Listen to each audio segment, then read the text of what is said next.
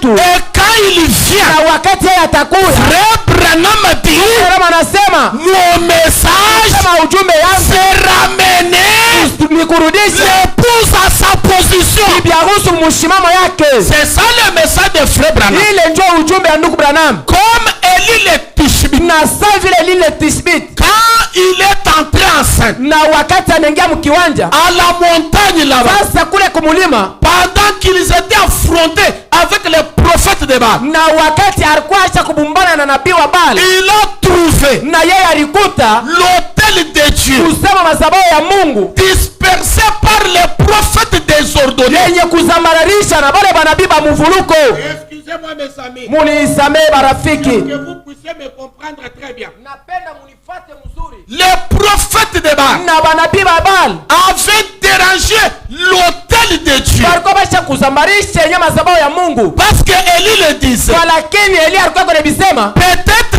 Baal s'endort. kusema saa zingine Baal iko na lala, Invoquez-le à haute voix. kusema mwe mumwite sauti ya kupanda. Est-ce que quelqu'un dit t'amène ce matin? Amen. Un véritable Dieu ne peut pas dormir. Mungu wa bya kweli ashiwezi kulala. Un véritable Dieu, Mungu wa bya kweli ni le soir, hata ni jioni, le matin, hata asubuhi, ni à midi, hata katika yu. Dieu dit, Mungu anasema je veille sur vous. na niko na keshi penu. Et quand Élie parlait de la sorte, Na wakati Elia alikuwa na sehemu hii na les Mungu, prophètes de Baal pouvaient monter même sur l'autel. nabii wa Baal alipashi kupanda hata kwa madhabahu.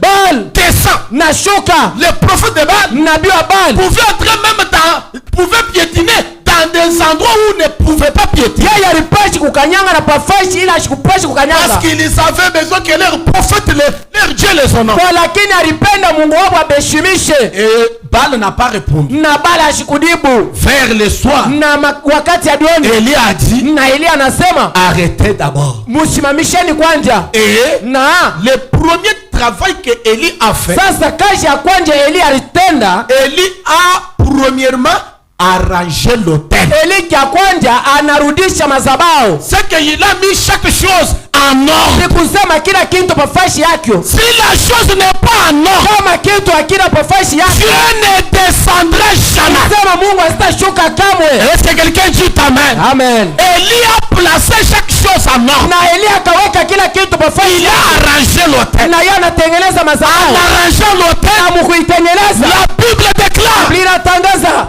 Élie a invoqué son Dieu. Elia akaita Mungu wake, Et Dieu est descendu par le feu. na Mungu akashuka kupitia moto. Et dans la Bible, Na katika Biblia on nous avait promis, na balitu je vous enverrai Élie le prophète. kusema temitumia Eli nabii. Frère Branham dit, Ndugu Branham anasema l'esprit d'Élie na ile roho ya Eli devrait m'utiliser toute ma vie. yoyo ilipashi kunitumikisha maisha yangu yote. Et si les gens pouvaient regarder, Kama watu wao walipashi kuangalia, est-ce que les églises sont ici? amen, Si les gens pouvaient regarder kama watu walipashi kuangalia et voir l'Élie de la Bible, na banaona ule Eli wa Biblia, parce que la Bible dit, kwa lakini Biblia inasema Élie de la Bible, il était un homme chaud. na Eli wa Biblia alikuwa mtu alibala. Mais si je dois me Na présenter kwa lakini kama mimi nirionesha et dire aux gens que je suis venu utilisé par l'esprit de na Dieu, kuambia watu kusema mimi nakuwa nanitumikishwa na roho yenyewe ya Eli, et qu'ils me voyaient avec les cheveux remplissés ma tête, na baba naona nywele tele kwa kichwa yangu, ils ne pouvaient pas croire. baba hakupashi kuamini. Un jour, Siku moja Frère Branham a pris sa peigne. ndugu Branham anabeba sasa bwembe, Il était en train de peigner ses cheveux. alikuwa yeko na chanuna nywele En yake,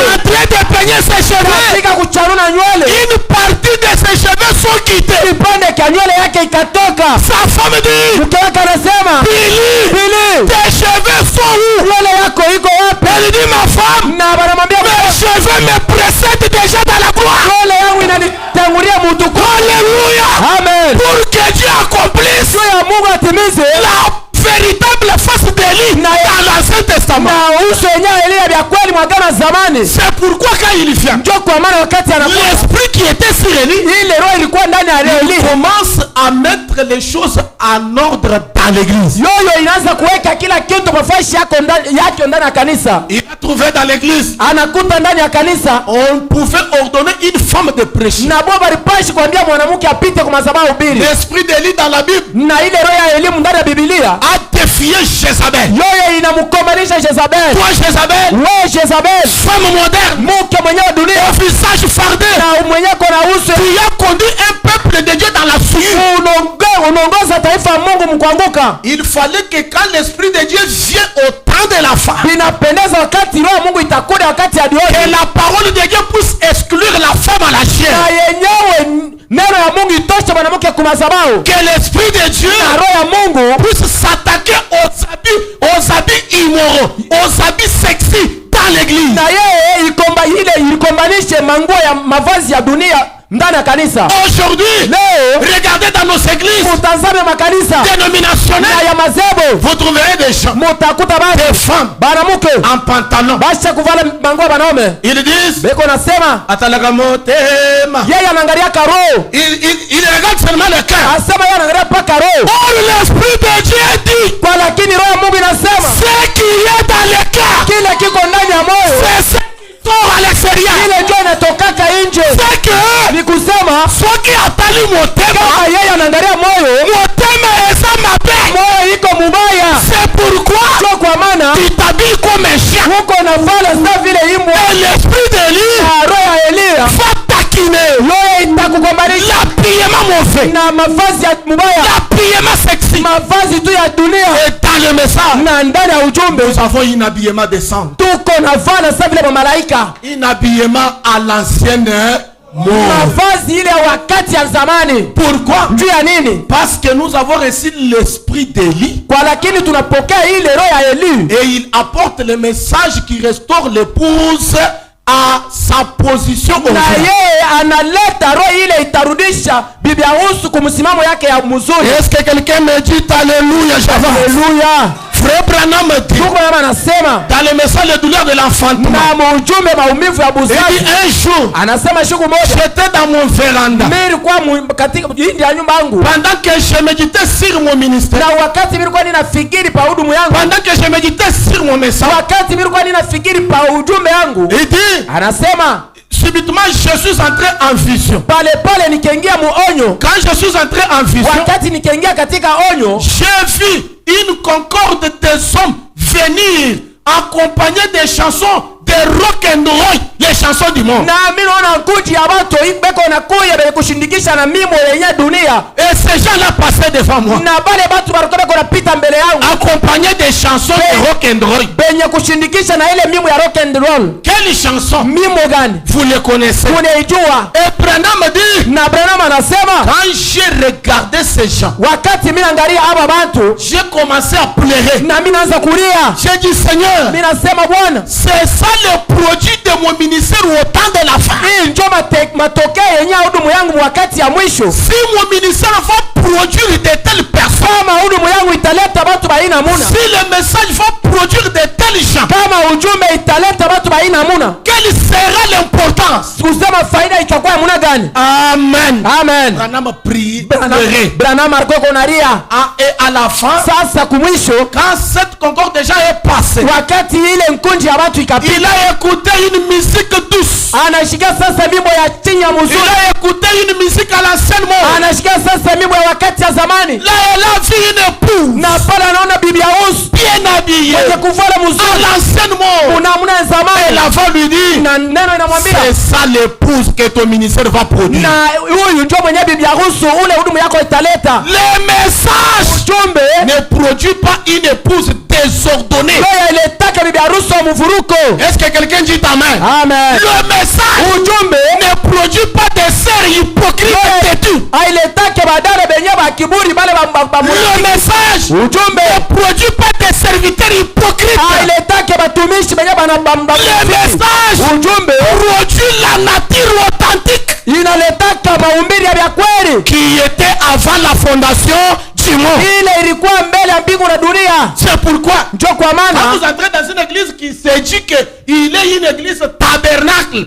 je ne sais pas le nom qu'il peut prendre. wakati unaingia ndani ya kanisa ile ditase maskani mishidwe njina yayo, Vous trouvez les frères dans les sœurs, na munakuta banduku banachangana badada les sœurs dans les frères, badada nabo basha kuikala pembeni na les banduku, pasteurs dans des femmes d'autrui, pastori na yo katikati ya babibi wa les bendeu, frères dans des sœurs d'autrui. banduku nabo katika badada wa bendeu. Ce n'est pas un tabernacle du message. Ile haina ujumbe, haina maskani ya ujumbe. Oui, Ndio. c'est ça. Njo vile. Parce que ceux qui mentent beaucoup de gens, c'est le mot tabernacle. Kwa lakini kile kinakwaka kinadanganya watu ni ile misemo maskani. Je peux effacer le mot tabernacle sur cette église. Mimi naweza kujimisha ile miandiko ya maskani pa kanisa yetu hapa. Écrire tout simplement temple gloire de la Shekinah. Na kuandika tu hekalo utukufu ya Shekina. Parce qu'aujourd'hui, Kwa lakini leo tabernacle, maskani. tabernacle. Maskani. Mais on entre, Kwa lakini tunaingia. tu descends du royaume de la chair jusqu'au dernier pas. Mvuruko inaanzia kwa madhabahu tiku kicha mwisho. C'est pourquoi par la grâce du Seigneur, Njoo kwa maana kupitia neema ya en Bwana. tant que surveillant de cette église, Sasa vile mwangalishi wa hii kanisa. nous sommes au début de l'année. Tuko kumwazo ya mwisho ya Nous mwaka. ne puissions pas nous mêler dans des choses qui ne sont pas la parole. Hatuwezi kuingia mubitu vile abina neno. On regarde Beko naangalia dans les messages na muujumbe la manière d'un vrai prophète. namuna ya nabii wa vya kweli. Branham dira là-bas, Branham anatasema vous vile verrez dans une église alikuwa ndani ya kanisa moja une meilleure chorale na yenyewe nkunja waimbaji ya qui mzuri. chante avec les voix des anges. Wale walikuwa beko naimba na masauti ya malaika. Branham dit quand je les regarde, Branham anasema wakati nikaangalia ils chantent comme des anges beko naimba sawa vile ba malaika et ils dansent comme des démons. na beko nacheza sawa vile pepo mchafu. Dites encore amen à Sema ça. tena mina. Vous trouverez le directeur des chants qui a une femme à la maison. Il est en train d'harceler une sœur dans la chorale. Mais devant ici, vous ne pouvez pas vous imaginer. Yeah, yeah, yeah. Le message n'est pas ça. Na utakuta ule mwenye kuimbisha mimbo eko na bibi yake kunyumba, yeye eko nafata ule eko naimbisha mimbo iko paka yeye mujumbe Le ana vile. message, Ujumbe tout d'abord avant de chanter, ya kwanja mbele ya kuimba avez-vous reçu le Saint-Esprit? upokea Roho Mtakatifu. Branham dit, Branham anasema même pour chanter cet tam-tam, hata njoo ya kupika ngoma hii il faut que vous ayez rempli du Saint-Esprit. inapendeza mkwe wenye kudiaziwa na Roho Mtakatifu. Écoutez, Mushikie dans l'ordre de l'église na mutaratibu wa kanisa de 58. yenye ya 15 na mnane. Maintenant, j'ai commencé ma petite prédication Sasa mimi naanza kama mahubiri yangu kidogo pour que nous puissions positionner certaines choses njoo et ashe aller en avant. njoo ashe kukamata bintu fulani na tusonge mbele. L'ordre de l'église, Sawa ya kanisa paragraphe 1er jusqu'au paragraphe 3. na ubeti ya kwanja na kubeti ya tatu. Écoutez, Mushikie pour ceux-là qui prennent des notes, kwa bale wenye beko naandika prêché le 7 octobre 58. yenye kubiri mwile taarifa na tai. Branham dit, Hama nasema nous venons de clôturer une série de grandes réunions na tunamaliza mkusanyiko ya maombi mkubwa de 5 soirées au tabernacle. na yenye madioni 5 ndani ya maskani. Et comme moi je peux dire, Na saa vile mimi naweza kusema nous venons de clôturer l'année 2024. na tunatoka mkumaliza mwaka 2021 Pendant lesquelles, na ile yenyewe par la grâce de Dieu kupitia neema ya Mungu et par son aide, na kwa msaada yake je me suis sérieusement efforcé na mimi napima na mimi kuirikaza par les Écritures na kupitia mianjiko à mettre de l'ordre dans l'église du Seigneur Jésus-Christ. ya kuweka sawa ndani ya kanisa ya Bwana Yesu Kristo. Tel que nous croyons au Branham Tabernacle, moi je dirais à la gloire de la Shekinah Tabernacle. Sasa vile tuko na mimi mu maskani yenye Abraham, mimi naweza kusema maskani ya utukufu Shekinah. L'ordre que nous allons mettre, Na sawa ile tutaweka c'est tel que nous croyons ici. yoyo njoo ile tunaamini hapa. Est-ce que nous sommes ensemble? Eti tuko pamoja. On ne doit plus mettre de l'ordre tel que on croit chez les voisins, Na tutaweka sawa saa vile badirani banaamini. mais tel que nous croyons. Kwa lakini saa vile shebe yenyewe tunaamini. Il y a des églises Na kuko makanisa où on entre, ile yenyewe tunaweza kuingia on prêche, na banahubiri on prie, na tunaomba on va à la maison. na tunarudia kwa manyumba. Et vous ne pouvez pas entendre qu'il y a un message divin qui est sorti là-bas. Na mule hawezi kushikia kwamba ujumbe wa kimbingu inatoka mule. No. Hapana. Ici, Hapa je ne crois pas au don.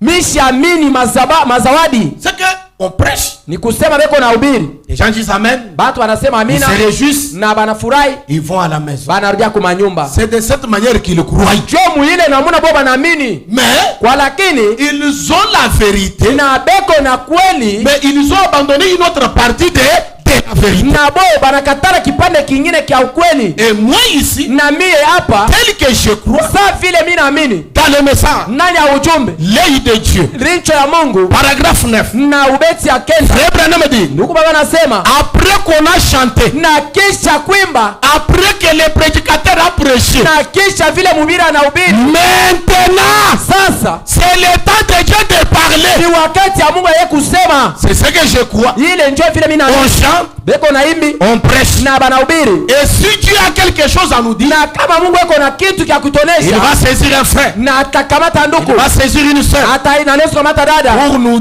communiquer cela. juu ya kututangazia ile. C'est pourquoi nous mettons de l'ordre Ndio kwa maana tutaweka sawa tel que nous croyons à la gloire de la Shekinah. sa vile tunaamini mutukufu ya Shekina. Et ceux qui en disent, Na pale benye beko nasema, nous ne croyons pas au don. je atuamini zawadi. Tout d'abord, pour mieux faire et se discipliner, Na kya kwanja njuu ya kwa mtu tu wa heshima, qu'il enlève leur passeur derrière la chair. wamutoshe mchungaji wabo nyuma Parce mazao. qu'au commencement, ce passeur-là, il est un don. Kwa lakini kya kwanja ule mchungaji ni zawadi. Frère Branham, Ndugu Branham anasema, dans l'âge de Philadelphie, na mkizazi kya Filadelfia, paragraphe 2, na ubeti ya pili, est-ce que quelqu'un est avec moi? eti mtu yuko na mimi pamoja. Il dit, je préférerais adorer dans un bâtiment où Jésus-Christ marche dans les bas, dans le corps des hommes et des femmes. Na atapenda nyabudu mwenyewe mwekale mule Mungu Yesu eko natembea mumili ya bantu na mumabichi. C'est ça la parole. Jo ile neno. Nous croyons la pleine évangile. Tunaamini injili mutele. Mais nous croyons que cela doit se faire en ordre. Na tunaamini kwamba ile inapaswa kufanyika musawa. Est-ce que quelqu'un est avec moi ce matin? Eti mtu yuko na mimi asubuhi. La première chose que je voudrais dire,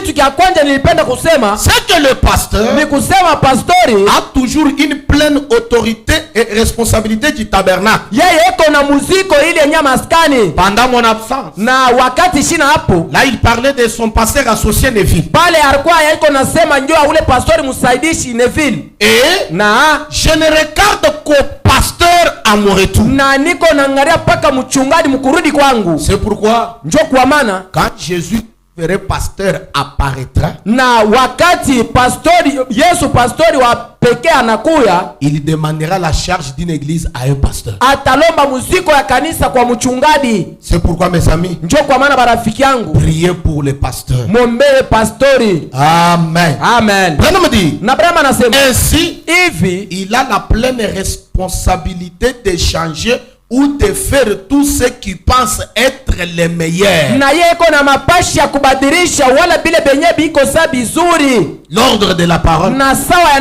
neno. Le pasteur a la pleine autorité, Na pastori iko na mapashi la pleine tele responsabilité wala muziko tele de changer. yenye ya kubadilisha. Et s'il voit que ce frère-là ne se conduit pas bien, il peut changer. Kama anaona ule nduku ashiriongoze muzuri, yani Yesu kubadilisha. Amen. Amen. Sous la conduite du Saint-Esprit. Na kupitia musada ya Roho Mtakatifu. Branham dit pendant que je suis absent. Branham anasema wakati shina hapo, Il dit maintenant. anasema sasa Nous croyons à une église apostolique enseignant la bénédiction apostolique pour les gens de ces jours. na tunaamini makanisa yenye ba mtume bale beko nafundisha mabaraka ba mtume muhimu mashiko. Est-ce que nous sommes une église apostolique? Eti tuko kanisa yenye ba mtume, Nous avons la foi apostolique. tuko na imani ile ya batume. Quelle foi? Imani kani? La foi des apôtres. Imani ile ya ba mtume, La foi de prononcer la parole. imani ya kutangaza neno. Pierre dit, Paulo anasema je n'ai ni or, na shina zabo ni argent wala fedha pour te juu donner. ya kukupa, Mais ce que j'ai, kwa lakini kile niko qu'est-ce nacho. qu'il avait? Alikuwa kana nini? La foi parfaite. Imani kamilifu. Christ dans son cœur. Kristo ndani ya moyo Il yake. a dit, Anasema lève-toi lamuka et marche. na tembea. C'est pourquoi, Njoo kwa maana sans la foi, bila imani il est impossible d'être agréable à Dieu. binakuwa byashipo kuwezekana njoo kwewe wa kupendeza Mungu. Et votre présence ici, ça montre que vous avez la foi en Dieu, n'est-ce Na pas? wepo yenu hapa inaonyesha kwamba mko na imani kwa Mungu. Ana Si vous avez la foi en Dieu, kama mko na imani kwa Mungu, croyez que tout est possible à vous. muamini kwamba vyote ni vya kuwezekana kwenu. Tout est possible à vous. Vyote ni vya kuwezekana kwenu. Branham dit, Branham anasema pendant mon absence, na wakati shina hapo, paragraphe 3, na ubeti ya tatu, nous croyons au plein évangile. tunaamini injili vya kweli, Nous croyons la parole tunaamini neno et la manifestation du Saint-Esprit au travers du don secondaire. na kuonekana kwa Roho Mtakatifu kupitia zawadi yenyewe ya pafashi. Nous croyons les signes et les miracles dont le Seigneur Jésus-Christ devrait accompagner son église jusqu'à son retour. na tunaamini alama na yenyewe zawadi ile Mungu anapashi kuonesha na mkurudi kwake. Nous croyons à ces choses. Tunaamini hivi vitu. Qui croit au signe? Nani anaamini kwa alama? Croit au prodige? Nani anaamini kwa kushangaisha? Qui croit à la parole de ce matin? Nani anaamini kunena hii asubuhi? Qui croit à la pleine évangile? Nani anaamini kuinjili mutele? Que le Seigneur vous bénisse. Mungu amebariki. Écoute, mushikie. Nous croyons à ces choses. Tukunaamini ukuibi bintu. Croyons qu'elles doivent être mises en ordre. Kuamini kwamba anapashi kuwekewa muutaratibu. Et que l'église na kanisa yo a son ordre. liko na utaratibu yayo.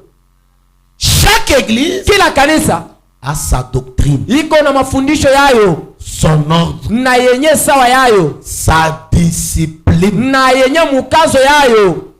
Notre discipline ici, na shie mukazo wala mapiko yetu hapa. quand tu as un problème avec ton frère, kama uko na mambo na ndugu yako, n'allez pas dire quelqu'un d'autre. wewe ushende kumuonesha mtu mwingine. Matthieu 18 dit, na Mathayo 18 anasema, si ton frère a péché, kama ndugu yako anatenda zambi, reprends-le. na wewe umukamate. La discipline de l'église, na yenye mukazo wa kanisa, quand on te voit toi, wakati banakona wewe, tu as un problème avec ton frère, wewe uko na mambo na ndugu yako, avec ta soeur, na dada yako, tu mets les unités dans le téléphone, na utauza unité tu commences à tuer son influence. wewe unaanza kualabisha tu Vous mfuko n'êtes yake, pas digne de la na parole. wewe haustahili neno. Amen. Amen. Vous n'êtes pas digne de la discipline. na wewe haustahili ile makanuni. Mais la discipline, na ile kanuni c'est aller vers ton frère. ni ya kwenda kwa ndugu yako. Va voir ton frère. Wende ukamone ndugu yako. Il n'a pas l'arme chez toi pour te tuer. Yeye ashina na silaha kwake njoo kuwe. Il n'a pas le fouet pour te fouetter. Yeye ashina na fimbo njoo kupike. Et quand vous y allez, na wakati utaenda, allez avec prudence pour que vous ne puissiez pas tomber aussi dans la même pluie. na wende na bukalamushi njoo usiende kuanguka na wewe mwile jimu. N'allez pas avec l'orgueil. na wewe shenda na kiburi. Mais qu'est-ce que vous pouvez faire? Sasa unaweza kufanya nini kwa? Quelqu'un a parlé. Mtu alisema. Quelqu'un a dit. Mtu anasema. Vous sortez. na wewe unatoka. Vous commencez à tuer l'influence. Unaanza sasa kutangaza Biblia. Jusqu'à tuer même l'influence de votre pasteur. na pale kwa nabisha na vutu yenye pastori wenu. Branham dit. Branham anasema. Pour tuer quelqu'un, na kuwa mtu, ce n'est pas lui poignarder. ana kumutwanga kisu. Tuer quelqu'un, kuwa mtu, c'est parler en mal de lui. kumsemea tu bibaya. Et pour vivre avec ton frère, sasa njoo ya kuishi na ndugu yako, avec ta soeur, na dada yako, vous devez connaître sa faiblesse. na unapasha kujua unyenyekevu wake. Chaque personne que vous êtes ici, na kila mtu safi muko hapa, chacun a sa faiblesse. na kila mtu yuko na unyenyekevu Et wake. priez pour la faiblesse de votre frère. naombe njoo ya kule kuchoka kwa ndugu yako. Ne parlez pas amen les uns les autres pour cette année. Usisemezee bibaya pamoja na bengine juu ya hii mwaka. Pour cette Juu année, ya hii mwaka, appliquez le signe de 3 singes. na utumikishe alama ya nyama kaka Quand tatu. quelqu'un vient pour te souiller, Kama mtu anakuwa njoo kuchafushe, fermez les oreilles. wewe funga menchi. Chassez les démons qui est en lui. Fukusha ile mpepo iko ndani Il yake. ne viendra pas encore te souiller. Yeye asitarudia tena kuchafushe. Aujourd'hui, Leo il y a ceux-là qui s'appellent des chrétiens. kuko wale beko nerita ba mukristo. Ils ont vraiment gâché leur expérience na bo basha kualabisha uzoefu yabo à cause d'écouter le mal, juu ya kushikia bya à cause de parler le mal, juu ya kusema sema bibaya, à cause de voir le mal. juu ya kuona tu vitu vibaya. Il oublie que Jana saulika kwamba un jour kusema siku moja je vais quitter ce monde. mimi nitatoka hii mlimwengu. Il oublie que Anasaulika kwamba un jour siku moja l'enlèvement aura lieu. unyanyulivu itafanyika. Mon ami, Na rafiki yangu, quand tu es venu à la parole, tu es venu seul. na wakati ulikuja kunena ulikuja wewe pekee. Dans Na naba anasema le prophète qui rougit, na mwenyewe mnabii wenyewe kunasema, il dit anasema le diable occupe aussi la chaise de l'église. na shetani na yeye anakalaka mbichi ya kanisa.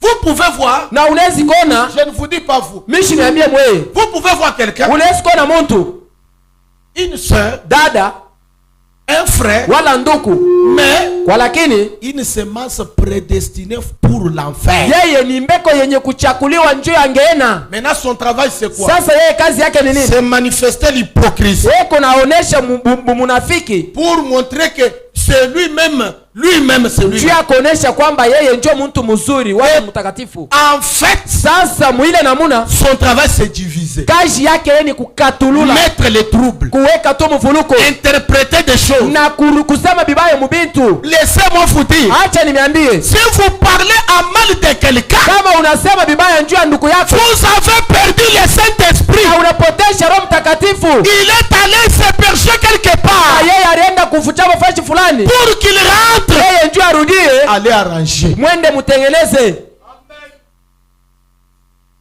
En fait, Mwili namuna vous parlez à mal même des serviteurs de Dieu. mwe Mungu unasema bibaya na kwa batumishi ba Mungu. Vous parlez même à mal même du pasteur. Muna sema bibaya hata njuu ya mchungaji. Bien aimé, Mpendwa, Branham dit, Branham anasema si vous croyez à votre pasteur, sachez qu'il est un homme. kama munamwamini pastori wenu mujue kwamba yeye na yeye ni binadamu. Branham dit, Branham anasema si je peux commettre des erreurs, kama na mie naweza kutenda makosa, je la commettrai beaucoup. na mie mitafanya makosa mingi. Mais est-ce qu'on peut refuser Branham parce qu'il avait dit au téléphone que ne dites pas que je suis ici? Sasa tunaweza kumkatala Branham saa vile alisema kusimu kwamba mshiseme niko hapa, Mais nous l'aimons. kwa lakini tunampenda Et il a réparé en tant que chrétien. na yeye alitengeneza saa vile Mkristo. Bien aimé, Mpendwa, nous avons notre discipline ici. na shia tuko na yenye kanuni yetu hapa. Si on te voit indiscipliné, Kama wanakona huko hauna na ile utaratibu, Inji. na tunakutosha. C'est pourquoi Branham dit, Njoo kwa maana Branham anasema chaque église a son ordre, kila kanisa ni kalaka na sawa yayo sa doctrine. na mafundisho yayo. C'est pourquoi Branham dit, Njoo kwa maana Branham anasema aux diacres, aux administrateurs, na kwa bashemashi na wachunga fedha, est-ce qu'un diacre d'une église peut être en désaccord avec la doctrine de son église? eti mheshemashi wa kanisa anaweza kuwa nje na ile mafundisho ya kanisa, Le pasteur prêche d'aller à gauche, na pastori anahubiri kwenda kushoto, lui prêche pour aller à droite. yeye yuko na hubiri njoo kwenda kuume. Frère Branham dit dans les questions-réponses sur l'image de la bête, il dit, montrez-moi un diacre pareil qu'il sort dans la ligne de Na ndugu Dieu. Branham anasema muswali na dibu mumpiche yeye ya nyama, munyoneshe ule mshemashi wa ile namuna, tutamutupa nje. La vision du message, Na onyo yenye ya ujumbe c'est pour que tout le monde soit dans la ni vision. ya kila mtu akwe muonyo, C'est pour que tout le monde soit derrière juu ya kila la parole. juu ya kila mtu akwe nyuma ya neno. Oui, c'est la vérité. Hiyo ni vya kweli. Nous avons notre discipline. Tuko na shia na mkazo yetu. Même si c'est le pasteur qui a dit, Yeye hata kama pastori ndio alisema, viens voir le pasteur. na wewe kwa muangalie mchungaji. Amen, amen. Amen. Dans l'ordre de 63, Branham dit, Sasa mwenye utaratibu ya 63 si Branham vous anasema me voyez moi Branham kama mnaniona mimi Branham sortir des écritures, na kutoka nje ya mnyandiko, ce que notre pasteur est en train de faire n'est pas la parole. kusema hiki pastori wetu unafaa hana neno. Si vous aimez votre pasteur, Kama wewe unampenda kama mchungaji wako, vous allez le voir. wewe utenda ukamwangalie. Pasteur, Na mchungaji, voyez. unaona hapa, angalia hapa. Ah, mon fils, Mtoto je yangu, ne savais pas. na mimi mishikujue. Vraiment, Na hiyo kwa hivi, si tu avais mal écouté, le pasteur va te ramener dans la ligne. kama ulishikiana wewe mubaya, pastori atakuweka musari. Ou bien si le pasteur avait grippé quelque part, il Na- va rentrer dans la ligne. Na kama pastori na yeye aranguka fashi fulani, atarudia paka mstari. Non! Hapana, Dans l'église, ndani ya kanisa quelqu'un se lève. mtu atashimama. Il commence à mettre des acides sulfuriques dans l'église. Sasa yeye anaanza kuweka vya sumu ndani ya kanisa. Bien-aimé, Mpendwa, si c'est toi que le diable a utilisé pour rester avec cela en 2024, kama wewe njoo mwenye shetani alitumikisha njia hii, ubakie naye muhimu mwaka inaisha. pour 2025, Njoo ya mwaka si tu ne 2025. te répands pas, Kama wewe hautubu, Dieu va soulever son épée vers toi. Mungu atashimamisha kipanga kyake njoo yako. Parce que cette œuvre ici, Kwa lakini hii tendo c'est le sacrifice le plus haut de certaines personnes. wewe ni matoazi ya batu ba mingi njoo. Dieu ne permettra jamais Mungu asitaruhusu que ses enfants manquent le sommeil. usema watoto yake bashinde busingizi. J'ai vu des gens ici, Niliona watu hapa ils dorment à des heures, beko nalala musaa pia, d'autres fois à la montagne, wengine beko naenda kumulima. pour que vous soyez utilisés pour les diables, pour anéantir. Sasa njoo mwa mtumikishwa na shetani mufe bile biko. Non, Dieu ne permettra pas de déshonorer ses Na serviteurs. Mungu asitaruhusu kushusha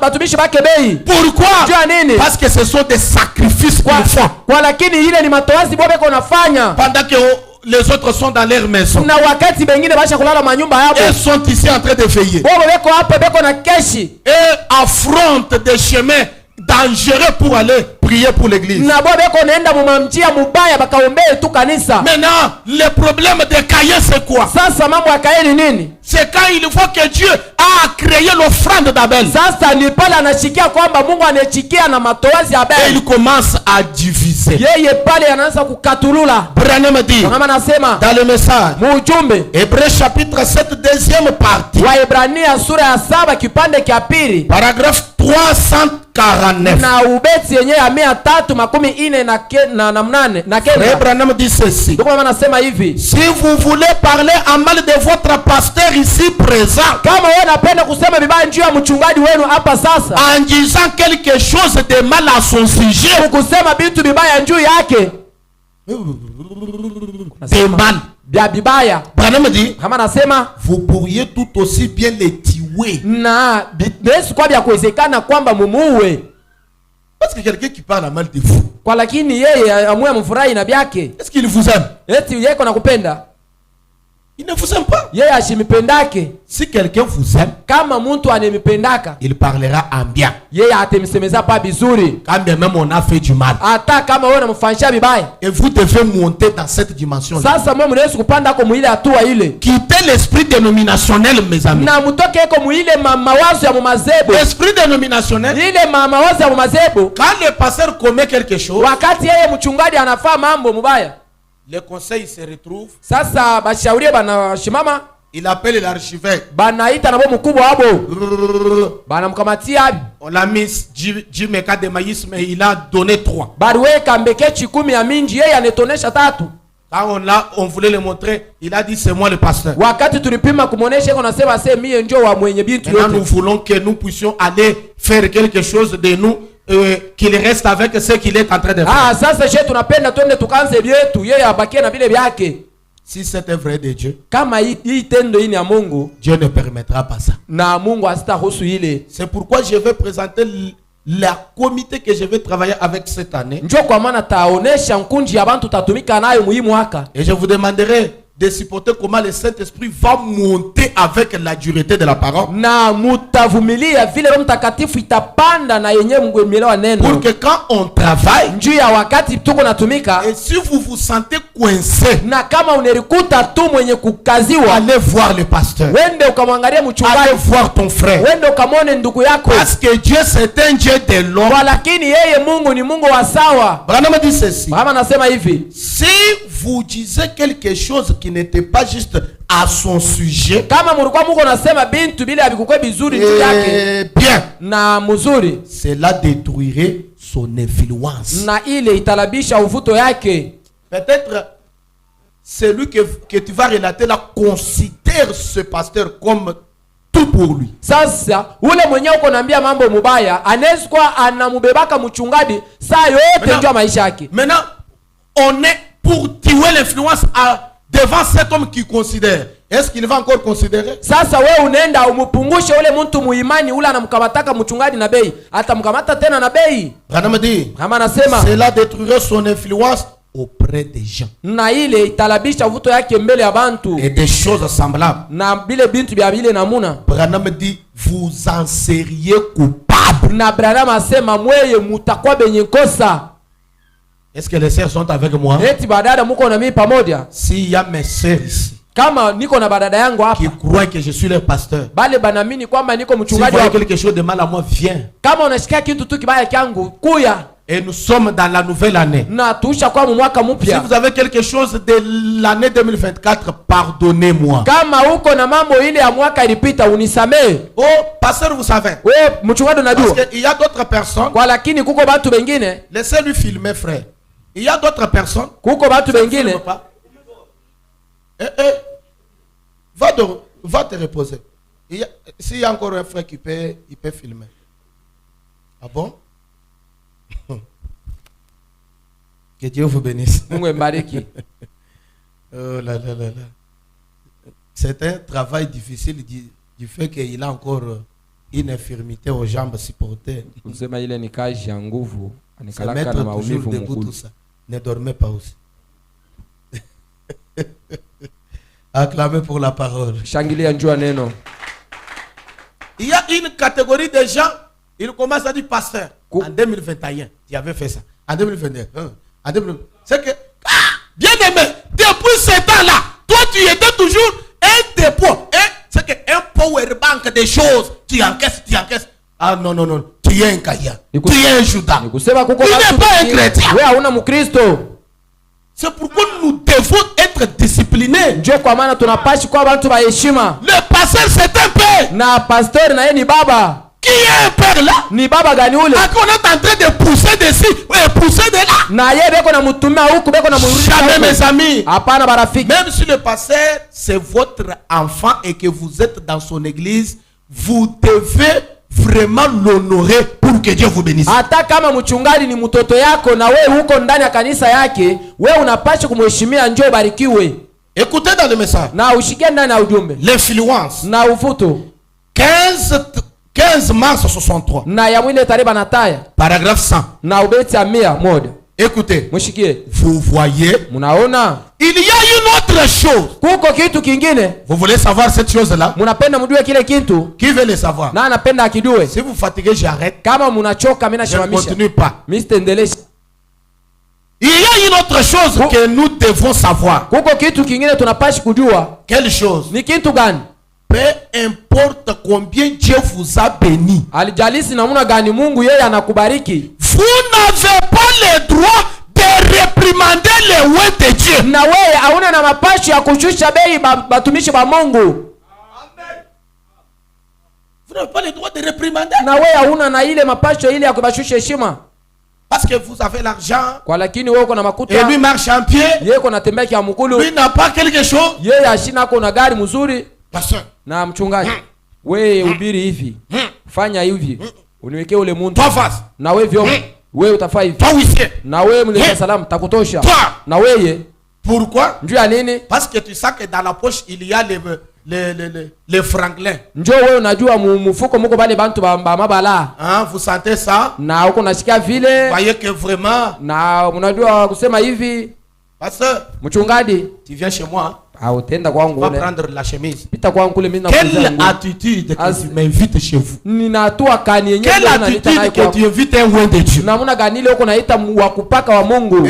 Dans les églises du message. Na makanisa ya ujumbe. Quand on voit un frère béni. Kama tunaona mtu mwenye kubarikiwa. Si le pasteur ne fait pas attention. Kama pastori ashikebe yangu. On va le tenir au nez. Na batamubama na kumpua. On va commencer à dire. Bataanza kusema. Pasteur na wewe. Pasteur toi aussi. Toujours répétez-vous. Parce que prêche-nous les choses de. Wewe uko paka mutubu itubiri ku bintu bile bya bantu bayulu. On prêche les choses de aki. Beko na batahubiri bintu bile bya kwa banani. Les sœurs. Banani. Oh, quand je ne dis pas amen là, quand je ne crie pas parce que Mousabou. Na pale bishi sema kamina pale bishi lalamike ni bya chinyi. Moi j'aime manger les os. Mina pendaka ni kuri bintu bile bizuri. On prêche les os à qui? Na beko na ubiri mifupa ile banani. Tout d'abord tu manges les os. Kia kwanja wewe unaweza kula ile mifupa. Tu sors vers la bouteille de l'alcool. Na unaweza kutoka mbele yenye ya chupa ya mpombe. Et tu as dit amen à la parole pour les os. Na wewe unasema amina kuneno njoo ile maji. Hapana. Avant d'aller là-bas. Kabla ya kwenda kule. Commençons par la justification. Tuanzie penye pa la sanctification. Le baptême du Saint-Esprit. À ce moment-là, on te prêche Dieu dans la chair humaine. Watakubiri Mungu mwili ya binadamu. Tu vas allumer la lumière. Na wewe utangaza mwangaza yako. C'est pourquoi. Ndio kwa maana. Même si Dieu va vous bénir. Hata kama Mungu atemibariki. Ne voyez pas les serviteurs de Dieu ici comme ça. Mwishoone batumishi wa Mungu hapa saa bantu wa chini kwenu hapana. Monsieur, loi. Muleta salama wewe kuja. Wewe mvoto. Wewe ushiki yake.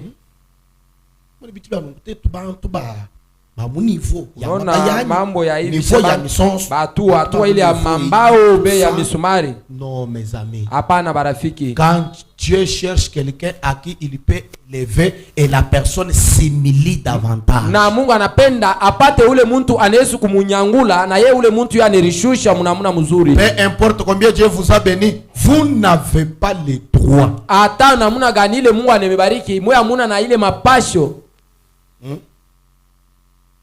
Comme vous allez chez le président. Sa vile unaweza kwenda kwa rais. Le président est en train de faire son discours. Na rais yuko katika ufanya mazungumzo yake. Il fait son discours. Na iko nafaa yeye unasema msemo wake saa zingine. Au lieu de dire le papa, il dit la papa. Pafashi ya kusema baba mwanaume yeye anasema se toi sur place là. We pale. Le président devant son peuple. Na ule mwenye rais mbele abantu wake. Non, le papa. Hapana ni la papa. Et les gens vont commencer à rire. Bantu banazo kucheka. Il a humilié le président. We pale unamshusha heshima. Pour arranger l'erreur, on n'arrange pas l'erreur avec une autre erreur. Na njoo ya kutengeneza nkosa, abatengenezake nkosa na kosa ingine. Et on arrange l'erreur par l'amour. Nkosa wanitengenezaka kupitia mapendo. Amen. Amen. C'est pourquoi nous devons être disciplinés. Njoo kwa maana tunapaswa kwa bantu bali baheshima. Écoutez. Ushikie. Dans le message. Mujumbe. Le respect. Heshima. Ranamati. Kama nasema. C'est ça le message de Frère Branham. Hii njoo ujumbe wa ndugu Branham. Le message n'est pas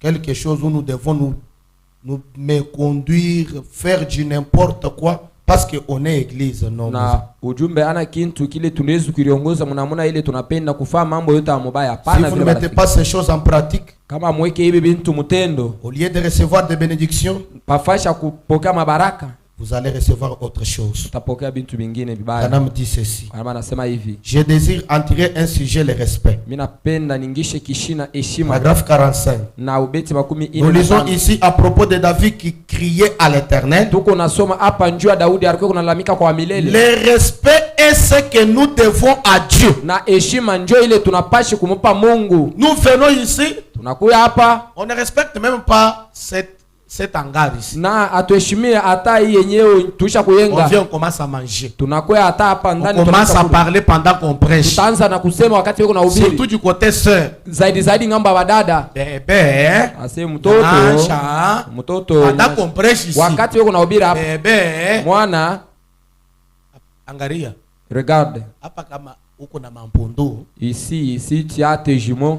Vous devez être dans l'ordre avec des mampondo. Unapashi kwa mutaratibu na bale bampundu bako. Même si vous avez 3 enfants bébés. Hata kama uko na batoto yako bampundu batatu. Avant de les encadrer, vraiment soyez ordonnés. Njoo ya kuibachunga yako mzuri, ukwe na wewe muheshima. Le huissier vient, maman mais avec les Muleta salama anakuya mama angalia mtoto ase wewe mwenyewe ni nini? Wewe aone hapa watoto batatu hapa osha unaka mwingine ni batatu. Le huissier fait son travail. Na yeye yako nafanya kazi yake. Qu'est-ce que tu veux lui montrer? Wewe unapenda muoneshe nini? Il fait son travail. Yeye yako nafanya kazi yake. Obéissez à lui. Mumutii. Et il va te conduire dans un lieu sûr pour commencer à encadrer les enfants. Na yeye anaweza kupeleka pafashi ile unaweza kuchunga batoto yako mzuri.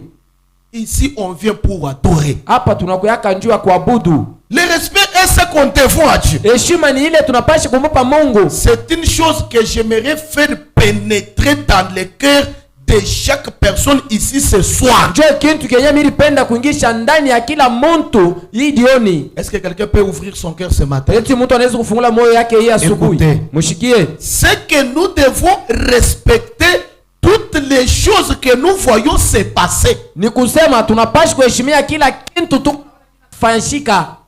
Toutes choses. Kila kintu. Toutes choses dans l'église. Tu ndani ya kanisa. On respecte. Tunekeshimia. Regarde comment il est dans son onction. Ase angalia namuna kanieko nacheza mpako. Regarde celui-là. Na yeye ule.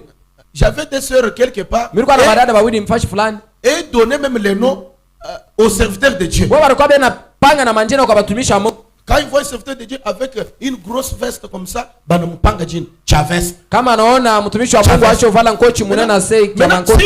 Si il dit Chavez, toi tu ne peux pas comprendre que Chavez c'est tel serviteur de Dieu. Kama anasema kia mankochi wewe hausta. Quelle irrévérencieux. Kusema ni namuna gani ya kukosa. Ici on n'est pas à l'école. Hapa hatuna kumasomo. On pouvait les donner les noms aux professeurs. Kule tulipashi kupanga manjina kwa mwalimu. Parce que dans l'école, vous connaissez ce que vous faisiez. Lakini kwa masomo mnajua namna gani mnaanza tena mambo. Mais pas ici. Kwa lakini hana hapa. Peut-être il n'a pas l'argent pour payer une bonne veste, mais dans son cœur là, il y a un veste éternel. Saa zingine hana na makuta akuza ngochi mzuri ndani ya moyo yake, muko makuta akuza. Frère Branham dit, kwa wanasema pendant que Adam était nu, na wakati Adam alikuwa bure, Branham dit, wanasema Adam ne se voyait pas nu.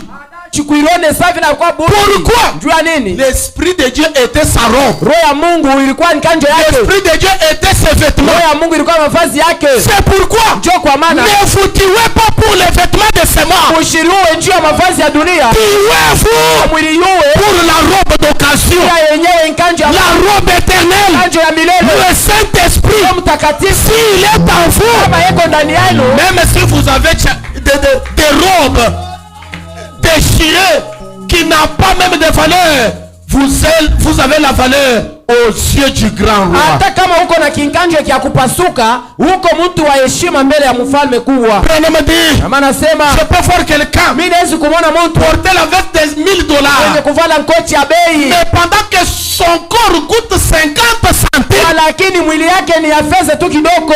honorer les serviteurs de Dieu, Heshimia watumishi wa Mungu, même s'il est ton mari, hata kama ni bwana yako, même s'il est ta femme, hata kama ni yeye même yako, s'il est ton fils, hata kama ni mtoto même yako, s'il est ton petit frère. hata kama ni mloko yako, Si vous lui faites quelque chose de mal, kama wewe unamfanyia kitu kibaya, il va vraiment se chagriner et son Dieu va tomber sur vous. yeye anaweza kupata huzuni na Mungu wake atangukia kwako. Est-ce que Dieu t'amène à la parole? Amen. Frère Branham dit, Kama anasema nous devons respecter tout ce qui se fasse ici. tunapaswa kuheshimia kile kyote kinafanyika hapa. Voyez-vous, Munaona? j'étais quelque part Mimi nilikuwa fashi fulani dans une église ndani ya kanisa, où un vase est entré en onction. mwile kiomo akaingia mupako. Il est allé vraiment tirer une sœur dans les robes pour lui donner un message. Yeye anaenda na mkamata dada moja mkanjo ndio ampatie Et ujumbe. la sœur a giflé la vase sous l'onction. Ule dada na mupika lupi mupako. Le message a changé. Pale ujumbe na badilika.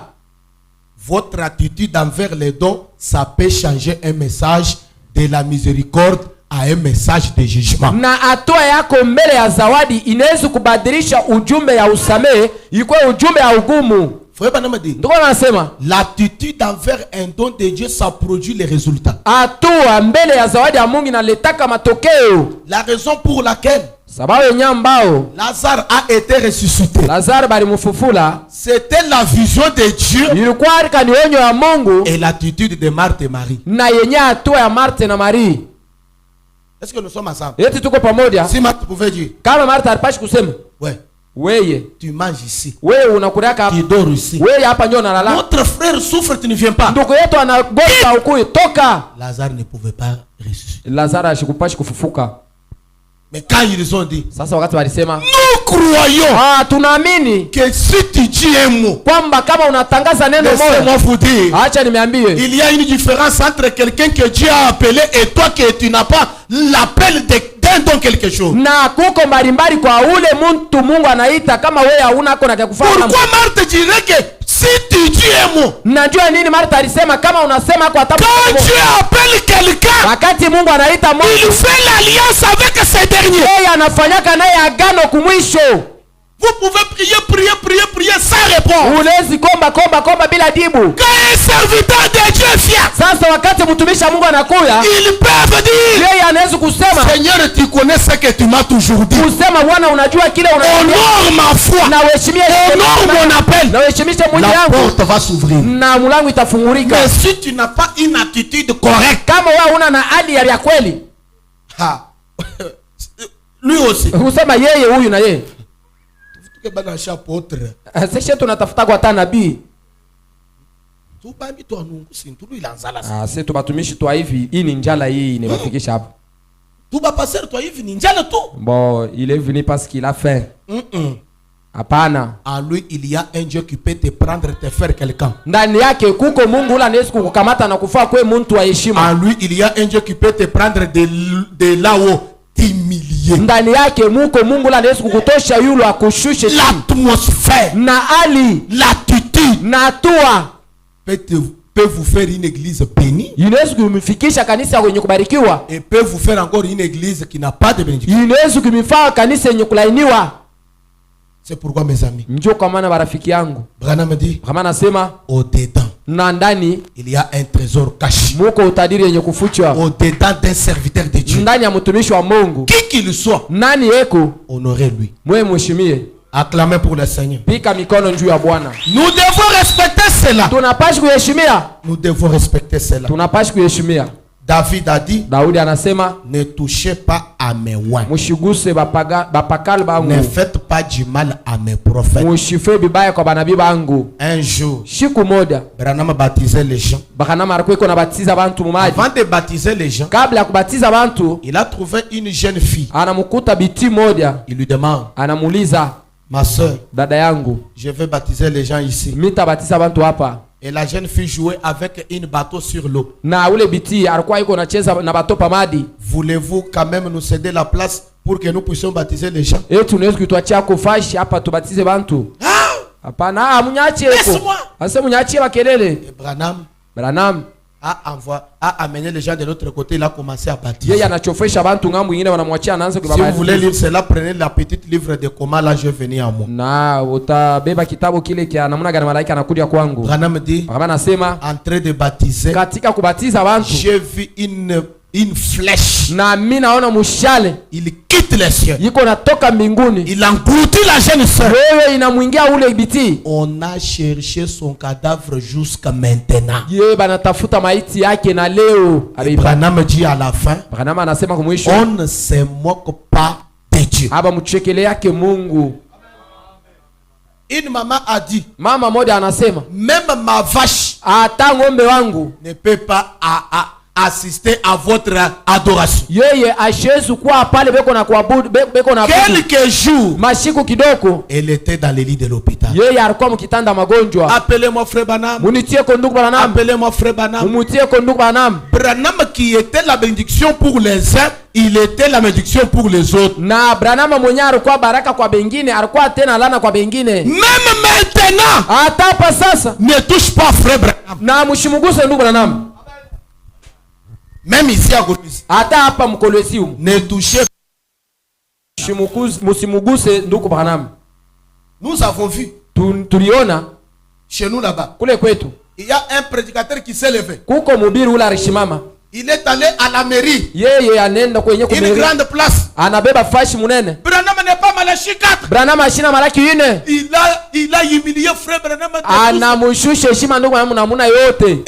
Na au finish, njoo ya kumwisho, les donationnaires ont dit, masebu inasema, aso ces gens ici, ils banasebu ya mingi. Après, kisha une fille de cet homme, biti wa ule muntu, transportée par un motard, mwenye kubebwa kwa wakula pikipiki. Le motard voulait dépasser un camion. Ule wakula pikipiki alipenda pite yenye motoka. La sœur, sa robe est allée se coincer sur un camion. La sœur est tombée et le camion a vraiment marché. Ule dada ankanjo yake inabamba kumotoka, ananguka motoka inamopanda. Lui-même a perdu connaissance. Yeye mwenyewe anapotesha yenye zamiri. Cette sœur-là voulait défendre sa thèse à l'université la semaine prochaine. Na ule dada alikuwa katika kumaliza masomo yake ya university, banapotesha vyote. À cause de quoi? Njoo ya kupitia nini? Humilier les grands dons de Dieu. Na kushusha heshima zawadi mkubwa ya Mungu. C'est pourquoi? Njoo kwa maana, si vous voyez quelqu'un humilier ses dons ici, kama unaona mtu yuko na shusha heshima za zawadi, umwambie mpendwa, cheze yata kumpombe. Va jouer même avec l'alcool. Que l'église me donne amen. Amen. Dans le confinement, na mule mashika confinement, il y a un apôtre d'une dénomination quelque part. Na kurukwa ule nabii wa mama Zebo fashi. Il a commencé à prêcher à la radio. Yeye anaanza kuhubiri kwa radio. Anasema pendwa, il dit au finish, avant que le confinement termine, je vais marcher sur les calvities de frère Branham. Na anasema kabla hii mambo kuisha mitatembea pariba la ile ya Branham ile. Et les gens de son église na bantu wa mkanisa wanapika mikono wanacheka. Aujourd'hui, leo cette église ile kanisa est devenue les poubelles de toutes les filles des garçons qui veulent aller se distraire là-bas. Na yoyo inakuwa kialala kia biti bote ba quartier. Les instruments volés, les chaises cassées, L'État a fermé cette église jusqu'aujourd'hui. Vyombo vyenye banaiba bichi vya kuvunjiwa, leta anafunga na milango ya ile kanisa na leo. Abachezaka na nabii. On ne joue pas avec les prophètes.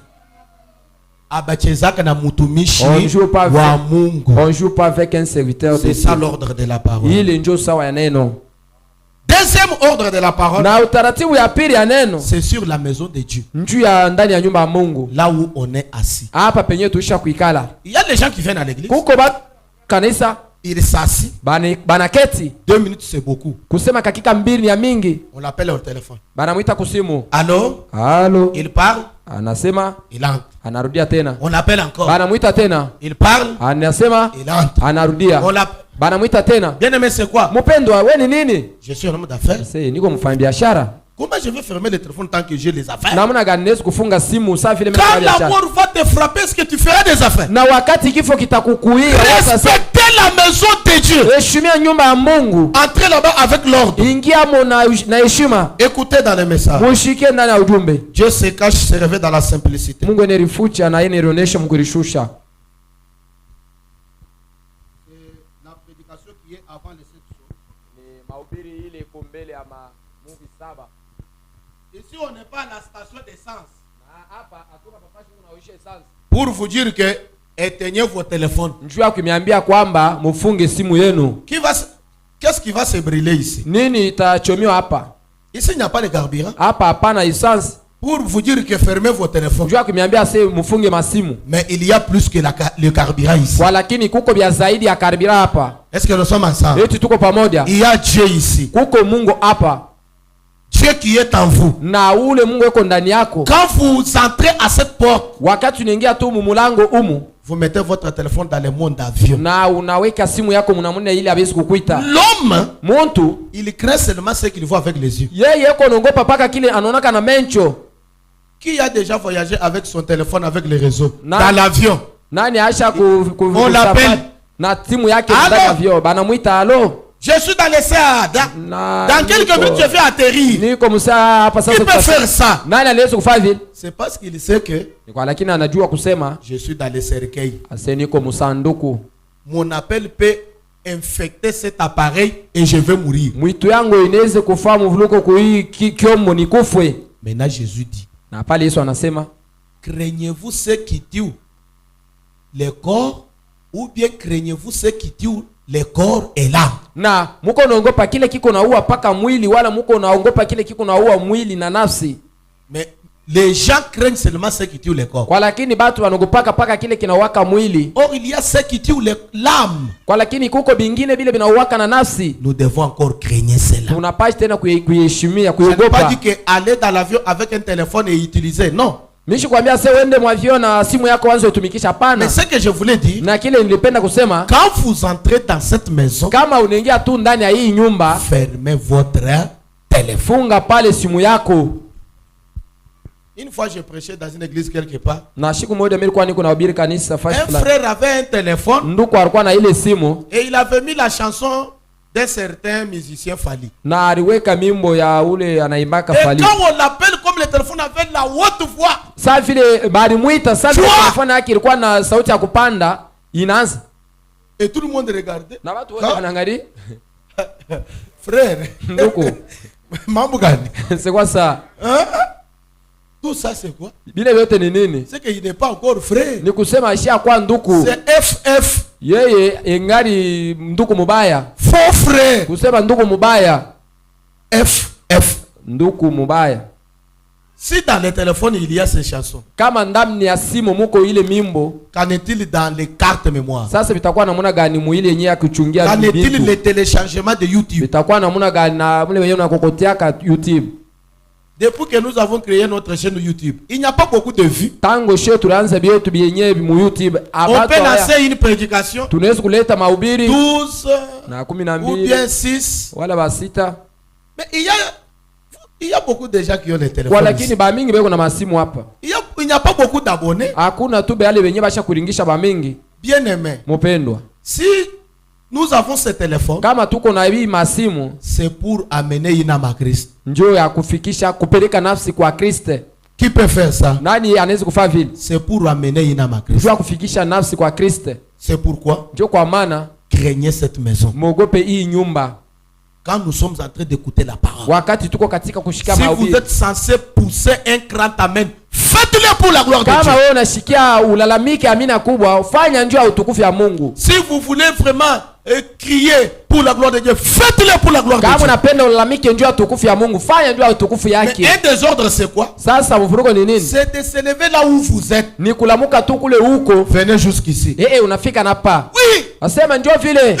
Njoo vile. Crier. Uko nalalamika. Commencez à jeter des paroles dans les... Unaanza sasa kutupa neno. Non. Hapana. Ce n'est pas le message. Ile haina ujumbe. Le message, nous écoutons la parole dans la tranquillité et que nous sentons l'onction de Dieu nous envahir. Na mujumbe tuko nashikia neno la Mungu namna mzuri na tunashikia kile Mungu anetuletea.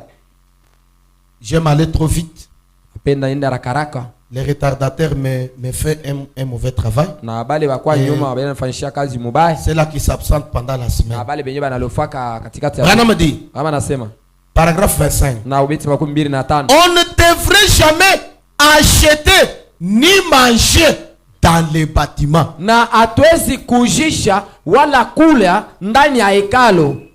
Ici. Hapa. Les mamans vous amenez les yo-yo ici. Ba mama. Regarde. Wangarie. Regardez. Wangarie hii. Même si c'est bénitiel, ne faites pas ça. Yeye atani mtoto wake pasteur usifue vile. Les yo-yo ici. Munapeleka mayoyo. Les sachets ici. Quand vous sortez, vous les laissez. Wakati munatoka muneacha. Oui, c'est va balayer. Na baleta salamu batafiakia. Que Dieu bénisse les sœurs. Mungu abariki badada. Quand nous venons avec nos enfants, wakati tunakuwa na watoto yetu, nous devons les contrôler très bien. Tunapashi kubangaria mzuri. Bimanchupa bia mabora binabaki hapa. Et quand les huissiers vont commencer, ça ce n'est pas un restaurant. Baleta salama pale bataanza mwe hapa c'est tout du côté sœur. Zaidi ngambo ya badada. Je vous ai dit hata kama huko na mampundu. Na mimi nimeambia même si vous avez gardez bien votre enfant. Mwe bachunge mzuri watoto yenu. Il mange les yo-yo. Na beko na il boit les sucrés. Banakunywa ile masikre. Munebiacha hapa. Ici ce n'est pas la loi de manger. Hapa haina nafasi ya kula ou acheter. Wala kujisha. C'est pourquoi j'aime qu'après culte, que je ne puisse pas voir les sachets de yo-yo et de yo-yo ici. Ndio kwa maana mimi napenda kisha ibada shipendi nione masashe yenyewe mayoyo hapa.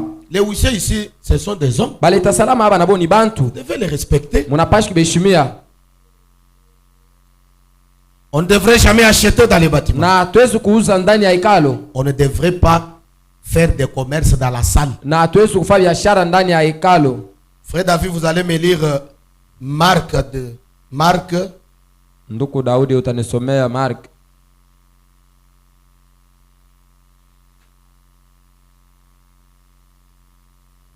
Là où Jésus a parlé sur les gens qui achetaient. Pale Yesu anasema ndio wale watu walikuwa beko na ujisha na kuuza. Marc chapitre 11 verset 15 à 17. Mark 11 mstari 15 na 17. Donnez-lui le micro technicien. Faites un peu vite. Marc 11 chapitre 15 Mark à 17. Mark 11 Et les huissiers vont vraiment écouter ça. Nous allons lire la parole de Dieu dans Marc chapitre 11 verset 15 à 17. Nous lisons au nom du Seigneur Jésus. Ils arrivèrent à Jérusalem. Et Jésus entra dans le temple. Il s'est mis à chasser ceux qui vendaient et qui achetaient dans le temple. Il renversa les tables des changeurs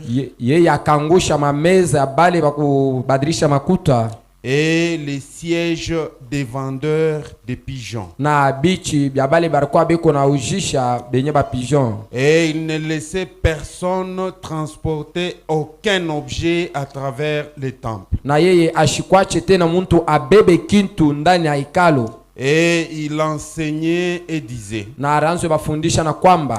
n'est-il pas écrit, na ana byenye kuandikiwa, ma maison sera appelée une maison de prière pour toutes les nations. kusema nyumba yangu itakuwa nyumba ya maombi njuu ya taifa yote. Mais vous, Kwa lakini mwe, vous en avez fait une caverne des voleurs. na mwe munaifasa vile ka nyumba kaba mwizi. Amen. Amen.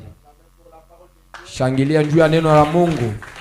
N'est-il pas écrit, Na ana byenye kuandikiwa, ma maison c'est la maison de quoi? nyumba yangu ni nyumba ya nini? Ya maombi. Les sœurs, la maison de Dieu c'est la maison de quoi? Badada, nyumba ya Mungu ni nyumba ya nini? Na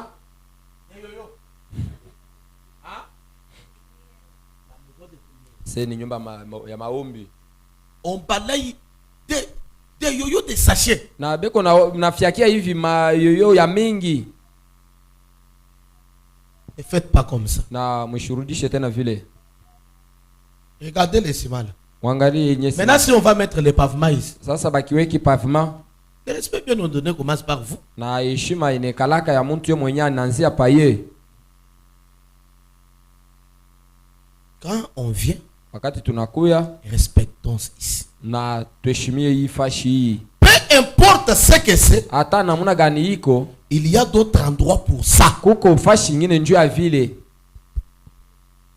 Et s'il y avait quelqu'un qui pouvait avoir un esprit de créativité, Na kama kulikuwa mtu tu alikuwa na ile mawazo ya kufaa biashara, comme notre sœur a un petit kiosque derrière, sa vile ule dada yuko na kioski yake pembeni pale, il peut mettre des choses frais pour que quand vous sortez, hein, vous mangez dehors là.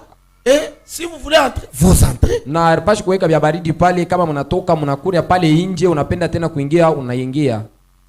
Vous appelez un enfant, Na unaita mtoto, vous lui donnez l'argent, unapatia makuta, va me payer les secrets. wende ukanyuzie secret. Maintenant vous êtes ça.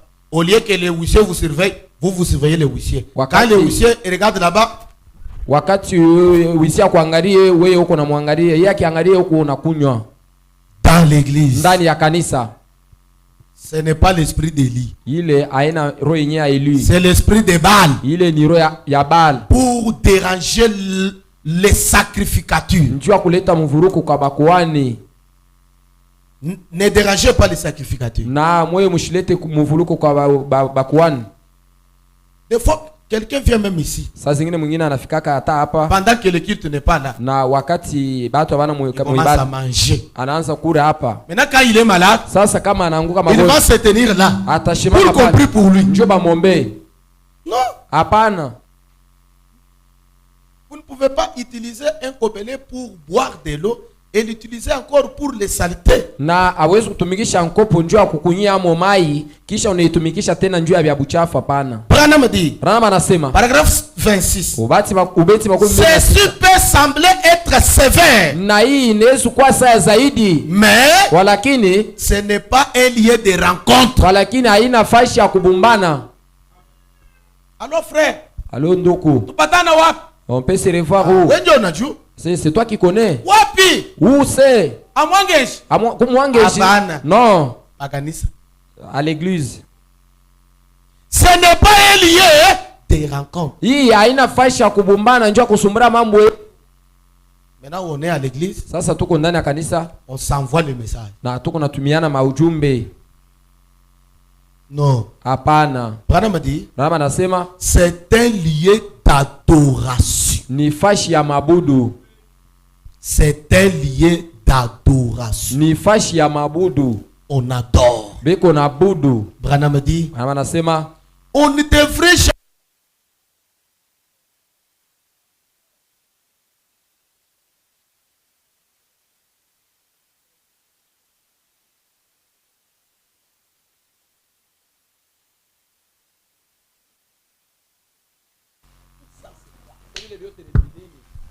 dans l'église. ndani ya kanisa. Et surtout nous les Africains, Zaidi chez bantu ba Mwafrika. quand on parle comme ça, on n'écoute pas. Kama biko nasema vile chia tushiki yake. Nous les Africains, Chez bantu wa Mwafrika, les Belges nous connaissent. ba Belge basha kuitujua mzuri. Il aime que il applique les fouets sur Na nous. bo banapenda kutumikisha pa fimbo kwetu. Quand le gouvernement parlait, Vous qui avez les enfants Koulouna, dites à vos enfants de retourner dans la maison. Là, les gens ne comprenaient pas. Na wakati gouvernement ilisema mwe muko na batoto bantombo shimambie barudio kuma nyumba bantu Maintenant, quand bakwaje le gouvernement a dit, sasa wakati gouvernement inasema on arrête, on exécute. bana kubamba banaua bantu banaanza kulia birio binanza. Non. Hapana. Un homme normal, c'est quelqu'un qui comprend avant les conséquences. Na mtu wa mzuri ni ule anashikiaka kabla ya magumu. Et nous devons être vraiment respectueux. Na tunapashi kwa bantu wa heshima. En dehors de l'adoration, Na kutosha tu mabudu, les uns les autres, nous devons discuter à l'extérieur. pamoja na bengine tunaweza kusumburia nje. C'est pourquoi nos chers huissiers, Njoo kwa maana baleta salama betu. quand vous faites sortir les gens à l'extérieur, Wakati mwe munatosha bantu nje, fermez déjà les mwe tabernacles. pale pale mufunge maskani. Peut-être les gens sont dehors. Sa, L'esprit a saisi quelqu'un. L'esprit opère ici. Les gens là-bas, hey, moi, pendant que le Saint-Esprit agisse, saa zingine mnaweza batosha nje, Roho Mtakatifu nakamata muntu iko natenda bale beko nasumburia. Mwambu hii bingine na bingine. c'est pourquoi mes amis, Njoo kwa maana barafiki yangu, assumez votre responsabilité. mwanze kufaa ile kazi yenu. Nous devons nous conformer à ces choses. Na tunapashi kutenda kufanana na hivi bintu. Parce que c'est ce qui nous fait des hommes sérieux. Kwa lakini njoo biko nitufaa bantu babya kweli. Sinon pas, Kama ana vile on sera une église de 20 ans tutakuwa kanisa miaka 12 avec une grosse tête, paka na bicho tu bile bya binene un gros ventre, na mantumbo ya munene. mais des jambes comme ça. Kwa lakini tumikulu tukonde hivi. En te regardant, Na beno kuangalia, tu as l'air d'une grande personne. ase wewe uko sawa vile muntu Oui, munene. je suis une grande personne. Sio niko muntu munene. 1900 kele. Niko muntu wa miaka mingi. Mais la taille, Kwa lakini bunene bwako hapana. pourquoi? Parce que Njuu ya nini? tu manges, Njuu ya huko mais nakula. tu ne fais pas travailler. Kwa lakini hawapende kutumika. Mais quand on mange la Kwa parole, lakini wakati tunakula neno travailler à obéir, na tumika mukuti, vous aurez les vitamines spirituelles. na utapata afya njema ya kiroho. Acclamez pour le Seigneur. Pika mikono njuu ya Bwana. Branham a dit, Branham anasema pour chanter dans une église, njuu ya kuimba ndani ya kanisa nous devons être vraiment des gens sérieux. tunapashi kwa bantu tu bantu bazuri. Dans l'ordre de 63, Na mwenye mutaratibu 63 il dit, anasema les Branham tabernacles doivent avoir un pianiste, na Branham comme nous maskani, avons notre frère. Branham maskani alipashi kuwa na muntu wa kuimba piano. Il ne sera pas quelqu'un, il chante ici, Hasta kwa muntu ule ataimba hapa, il disparaît. yeye anapotea On l'attend encore là-bas. na tunamshikia tena kule. Si il a fait l'accord avec la gloire de la Shekinah, Kama yeye alifanya mapatano na utukufu wa Shekina, il est toujours pour la gloire de la Shekinah. yeye eko paka njuu ya utukufu ya Shekina. C'est ça. Njuu vile. Au pasteur, Hapana mchungaji. j'ai vu notre pianiste là Na amiro na ule mwimbaji wa devant piano les wetu. pianos dans les concerts de Inosbi. Eko naimba piano muile mimbo ya Inosbi. Non, mon don, Hapana, zawadi yangu hii c'est mon don universel. ni zawadi tu yangu ya mipekee. Universel. Na ya Même là-bas, njoo nataka kule. jamais. Hapana. Jamais. Hapana. Les frères Caleb chantent ici. Ndugu Kalebe yeko naimba hapa. On les voit dans un concert. Na banamuona tena muile mimbo ya kidunia kule. Ase Je vais chanter. sena mimi ni kuimba hako. On voit maintenant frère Caleb Sasa banamuona ndugu Kaleb à la Poudjoum de Fali. asha kupanda ku mazabao ile yenye afali kupaka Mungu wa Israeli. C'est frère Caleb, Ase ndugu le Kaleb président de la musique. na ule mwenyewe. Non. Hapana, hapana. Branham a dit, Branham anasema à part le ministère évangélique, na kutosha tu hudumu yenye pasteur, mchungaji, évangéliste, docteur, pashandiri, bamunganga, ces dons-là sont des dons universels. na ile mazawadi ni zawadi tu ya pafashi moja. Les autres dons d'un Corinthiens 12, ce sont des dons locaux. Na bengine bale mazawadi ile ya Korintia 12 ni ya pafashi tu, pafashi moja. Vous devez travailler ici, Na munaweza kutumika hapa, chanter ici, kuimba hapa. avant que tu puisses, même si on vous a invité, voyez votre président. Na voyez votre pasteur. Na kama barikuita pafashi, kabla we kwenda mwangalie mbele mkubwa wenu wala muone mchungaji wenu. On n'est pas dans la dénomination. Na hatuna mumazebo. Où vous chantez n'importe où, n'importe quand. Muko naimba pa mafashi yote wakati yote tena. C'est dans le message. Ni ndani ya ujumbe. Cher président, on m'a invité telle part. Ase rais wetu barinita ko fashi fulani. Ok, vas-y. Ah, ndio wende tu. Mais tu n'as pas dit au revoir. Sasa wewe umwambie vous êtes parti wewe là-bas. unaenda kule. On vous a fusillé. Na kule bane Soit vous avez trouvé un problème. Wala unapata Qui mambo. sera responsable? Nani atakuwa mwenye muziko? Qui sera responsable? Na atabeba ile muziko.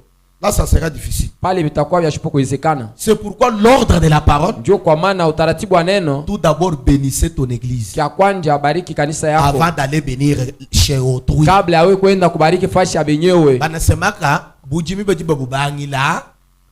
On a toujours dit les chants les commencent à la maison. Bujimi babubangila. Na kuanzia paka hapa. Jamais tu n'as jamais prêché ici. Na au ya hubiriaka hapa. Vous êtes parti peut-être faire des activités à Koma. Wewe Alors pasteur, Allo pasteur. ma prédication est là, voyez un peu. Angalia mahubiri ile miri hubiri angalia. Yo ile. Binaenda kufungulia kule. Usoma c'est-à-dire Jiteso. asele ni mfuluko. Jiteso. Ni mfuluko. Avant de prêcher, Kabla ya kubiri, vous devez vraiment être sûr de vous-même. unapashi kuwa na kuirijua wewe mwenyewe. Jamais, tu n'as jamais présidé une réunion ici. Kama wewe hauyaongozaka mkusanyiko hapa. Alors pasteur, Allo mchungaji. on m'a retenu ici Na bananibeba pour hapa. présider la réunion. Tu amini niongoze mkusanyiko. Comment se passer le travail? Namna gani ule mchungaji yuko natumika? Dans le message, Ndani ya ujumbe. avant que je puisse te connecter dans l'office de mon église, il faut que je sache là où vous venez. Kabla mimi kukuingisha tu munkundi ya bintu wangu, mimi napashi kujua mbele kule unatokea. Et sinon pas, Kama ana vile, je vais rester en train de regretter. mimi tabakia niko na shangaa. C'est pourquoi de l'ordre. Ndio kwa maana utaratibu. L'ordre c'est chez nous. Utaratibu njoo kwetu. L'ordre c'est chez où? Na Chez nous. utaratibu ni wapi? Ni hapa kwetu. Écoutez, Mushikie. dans les enfants dans le désert. Na batoto katika ujango. Je termine maintenant. Mimi namaliza sasa. Les enfants dans le désert. Na watoto katika ujango. Paragraphe 54. Beti 54. Madame dit ceci. Ndio maana nasema hivi. Je sais que c'est très difficile. Mimi najua kwamba ni bila kuwezekana. Cela brise, n'est-ce pas? Na ile iko nafunja ana vile. Des fois quelqu'un dit mais Saa zingine mtu anasema sasa Boulonga mabuina. L'ordre c'est comme ça. sasa utaratibu wenyewe ndio vile. Branham dit je déteste tout dire aux gens. Branham asema mimi napima kusema kote kwa bantu. C'est pourquoi il y a d'autres choses que je n'ai pas encore arrivé de dire parce que vous êtes encore des bébés. Ndio kwa maana kuko bintu bingine mimi site bisema njoo sa vile mungari batoto. Mes amis, Marafiki yangu. je dois me tenir au jugement un jour pour répondre devant vous. Nitashimama kwenye kuhukumu siku moja njoo nijibie njoo yenu. Réveillez celui qui dort. Mulamusho ule analala. C'est vrai. Ni mzuri. Votre sang sera entre mes mains. Na damu yenu itakuwa katika mikono yangu. Branham dit, Branham anasema servez Dieu mumutumikie Mungu avec révérence d'un cœur pur. na heshima ya moyo mtakatifu. L'église commence à 16h, à 16h30. Le huissier vient à 17h45. Na kanisa inaanza musaa ya 16. Yeye muleta salama na kwa musaa ya 17. Des fois, le président de la réunion n'est pas là. Saa zingine wakongoza ibada hashina hapo. Des fois, le technicien qui peut allumer les instruments n'est pas là. Saa zingine wakutengeneza vyombo hashina hako. Le conducteur des chants n'en parle Saa pas. zingine wakutuma mimbo tushisema hata kusema. Et Na les enfants de Dieu sont déjà dans les bancs. batoto wa Mungu bo pale beko pale mubichi. Ils regardent devant Banaanza kuangalia kumbele. et ils voient le huissier vient à 17h45. Banaona ule muleta salama banakuwa nyuma mbio. Seigneur Jésus, Bwana Yesu anaanza avec tous les troubles de la tête, na ile mvuluko na yenyewe quand mkichwa. il voit un enfant faire quelque chose, Kama de naona mal, mtoto anafaa tu kibaya, kinko itu kia kumencho anampika. pourquoi? Jua nini? Parce qu'il n'est pas venu sous l'atmosphère. Chokwa lakini yeye ashikwe na ile hatua. Branham dit, Branham anasema ceux qui ont des dons, na bale beko na zawadi, ceux qui travaillent dans l'église, bale beko natumika ndani ya kanisa. doivent venir 30 minutes avant la réunion. Banapaswa Est-ce que c'est ça kuya que nous faisons? dakika 13 kabla ya kanisa kwanza. À cette heure, Sema Isa, je n'ai pas encore trouvé le versement mishapata mafuta kupatia mwenye que je pikipiki. force d'abord. Bon, ni rikaze mbele. À cette heure, Mwisa. Les clients sont dans la shop. Ase benye bakuza beko mu nyumba yangu. Bien-aimé, regardez-moi très bien. Mupendo mnyangalie tu mzuri. Mes sœurs, donnez-moi votre attention. Badada munipatie angalisho yenu. Ok, je termine d'abord ce qu'il y a ici. Maanishe kuna hapa benye Vous terminez celui-ci, l'autre. Unaisha hapa benye waningine. Ase Le Dieu de Teddy et moi. Se Mungu atedi ni mzuri. Profitez mbele. Ningiririe mbele hapa nipate makuta. Ni profitez mbele ka. Sei ni bati. Un jour n'est pas un problème. Ase ashiku moya hawezi kufanya kintu hapa. Or Dieu vous avait testé. Kwa lakini Mungu njoo alikupima. L'heure de culte. Wakati tu ile ya ibada. Fermé. Funga. Viens servir le Seigneur. Kwa mtumikie Bwana. J'avais un frère. Nilikuwa na nduku. Il était notre technicien. Yeye alikuwa yuko natengeneza vyombo. Il dit, anasema les jours mercredi vendredi je ne vois pas aucun client. Asema ile mashuka ya kazi tatu kazi tano mishonake tu bakunyuza. Je vois seulement 14h45 les clients viennent. Oh, ma baffle ici. Mon amplificateur. Maintenant quand je touche ça directement ça va me prendre tout le temps de venir à l'église. Paka wakati ile ne tayarisha sasa nifunge ende kumisa ndio bantu banaanza vya kuza. Un jour, siku wengine on a amené un mystère. Na banaleta sasa mixer. Et en train de réparer l'air de culte. Na katika kuitengeneza wakati ya ibada. Il voit toujours une flamme de feu. Mimi naona tu moto inawaka. Mystère ya benyewe. Nasema mixer ya benyewe. Et il est venu chez le pasteur. Anakuwa sasa kwa mchungaji. Le pasteur lui a dit mais à quelle heure tu réparais ça? Mchungaji anamwambia wewe ulikuwa kunaitengeneza ilikuwa ni wakati gani? À quelle heure tu es au volant? Ilikuwa ni wakati gani wewe ulikuwa à quelle heure tu es au guidon? Na ni wakati gani ulikuwa à quelle heure vous êtes dans les shops en train de vendre? Katika ni huko katika kujisha. Vous devez servir Dieu avec révérence, avec un cœur pur. Na unapaswa kumtumikia Mungu na heshima kisha na moyo mtakatifu. Moi je ne suis pas un préfet de discipline pour commencer à dire tu es venu à telle heure. C'est Dieu qui va te donner les résultats de ton na mimi heshima mtu wa mapiko ndio kama unakwenda nikwambie Isa unakaa kufanya hapana Mungu ndio anayua yeye pekee. C'est pourquoi ndio kwa maana s'il y a les premières personnes à venir dans l'église avant, kama kuko mtu ule anakuwa kanisa wa kwanza, ce sont ceux-là qui travaillent dans l'église. Ni bale banatumika ndani ya kanisa. Parce que ces personnes-là qui vont amener l'église dans l'atmosphère. Kwa lakini bale bantu ndio batafikisha kanisa mkivukuto fulani. Est-ce que nous sommes ensemble? Eti tuko pamoja. Dans un homme qui fuit la face de l'Éternel. Na muntu ule kuna kimbia uso ya Mungu. Branham dit ceci. Na anasema hivi. Un homme qui fuit loin de la face de l'Éternel. Muntu ule kuna kimbia mbali na uwepo wa Mungu. Au paragraphe 78. Na ubeti 17 na patientez que je lise même des écritures, je termine. Munisamee nisoma hata miandiko mbili nimalize. Branham dit la responsabilité. Na Branham anasema muziko. Mais sasa c'est facile de suivre les trains du monde. Na bia kuwezekana kufuata trenya ya les choses du monde. Bitu ya mlimwengo. Les courants du monde. Na yenye moto ya dunia. Allez là-bas. Kwenda kule. Vous asseoir dans votre barque sur la navire, prenez vos armes et tout. Na unaikala melekemu yenu na kubeba manafsi na bingine. Branham dit. Na anasema je suis à la fin de cette citation. Niko kumwisho ya hii mahubiri. Il dit anasema assumez votre responsabilité. Na wewe tumika pafashi yako. Qui travaille dans des sociétés ici? Na anatumikaka kuma société hapa. Vous faites dans la société, vous faites quel travail? Na kule unatumika kazi gani? Livraison. On a acheté. Samuel, viens livrer. Banauza Samuel kwa peleke. Non, chef. Hapana mkubwa. J'ai trouvé un empêchement. Demain tu viendras travailler. Mimi napata kizuishi kimoja hivi, kesho utakuwa kutumika. Pour le courage du monde vous suivez. Sasa njoo ya bintu bizuri vya dunia muko nafuata. Mais pour les choses divines. Sasa njoo ya bintu ya kimbingu. Vous êtes lâches. Muko badiembe. Négligés. Na bantu ba kuachiria. Léger.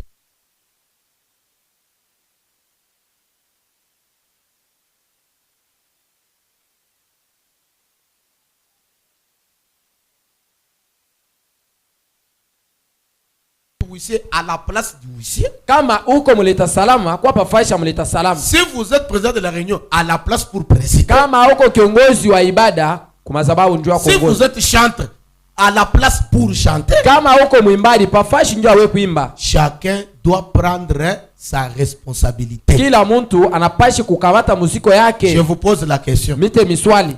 shiku kani munakuwa hapa njoo kushikia neno ya Mungu, banonesha pasteur ashina hapo, peut-être aller, il va venir demain. Quel jour? Quel jour vous êtes venu ici adorer, on vous dit pasteur n'est pas là, retournez dans vos demeures. Vous me trouvez toujours là. Mutanikuta niko paka hapa. Si vous ne me trouvez pas, kama shina hapo, vous allez trouver quelqu'un d'autre. Mutamkuta mtu mwingine.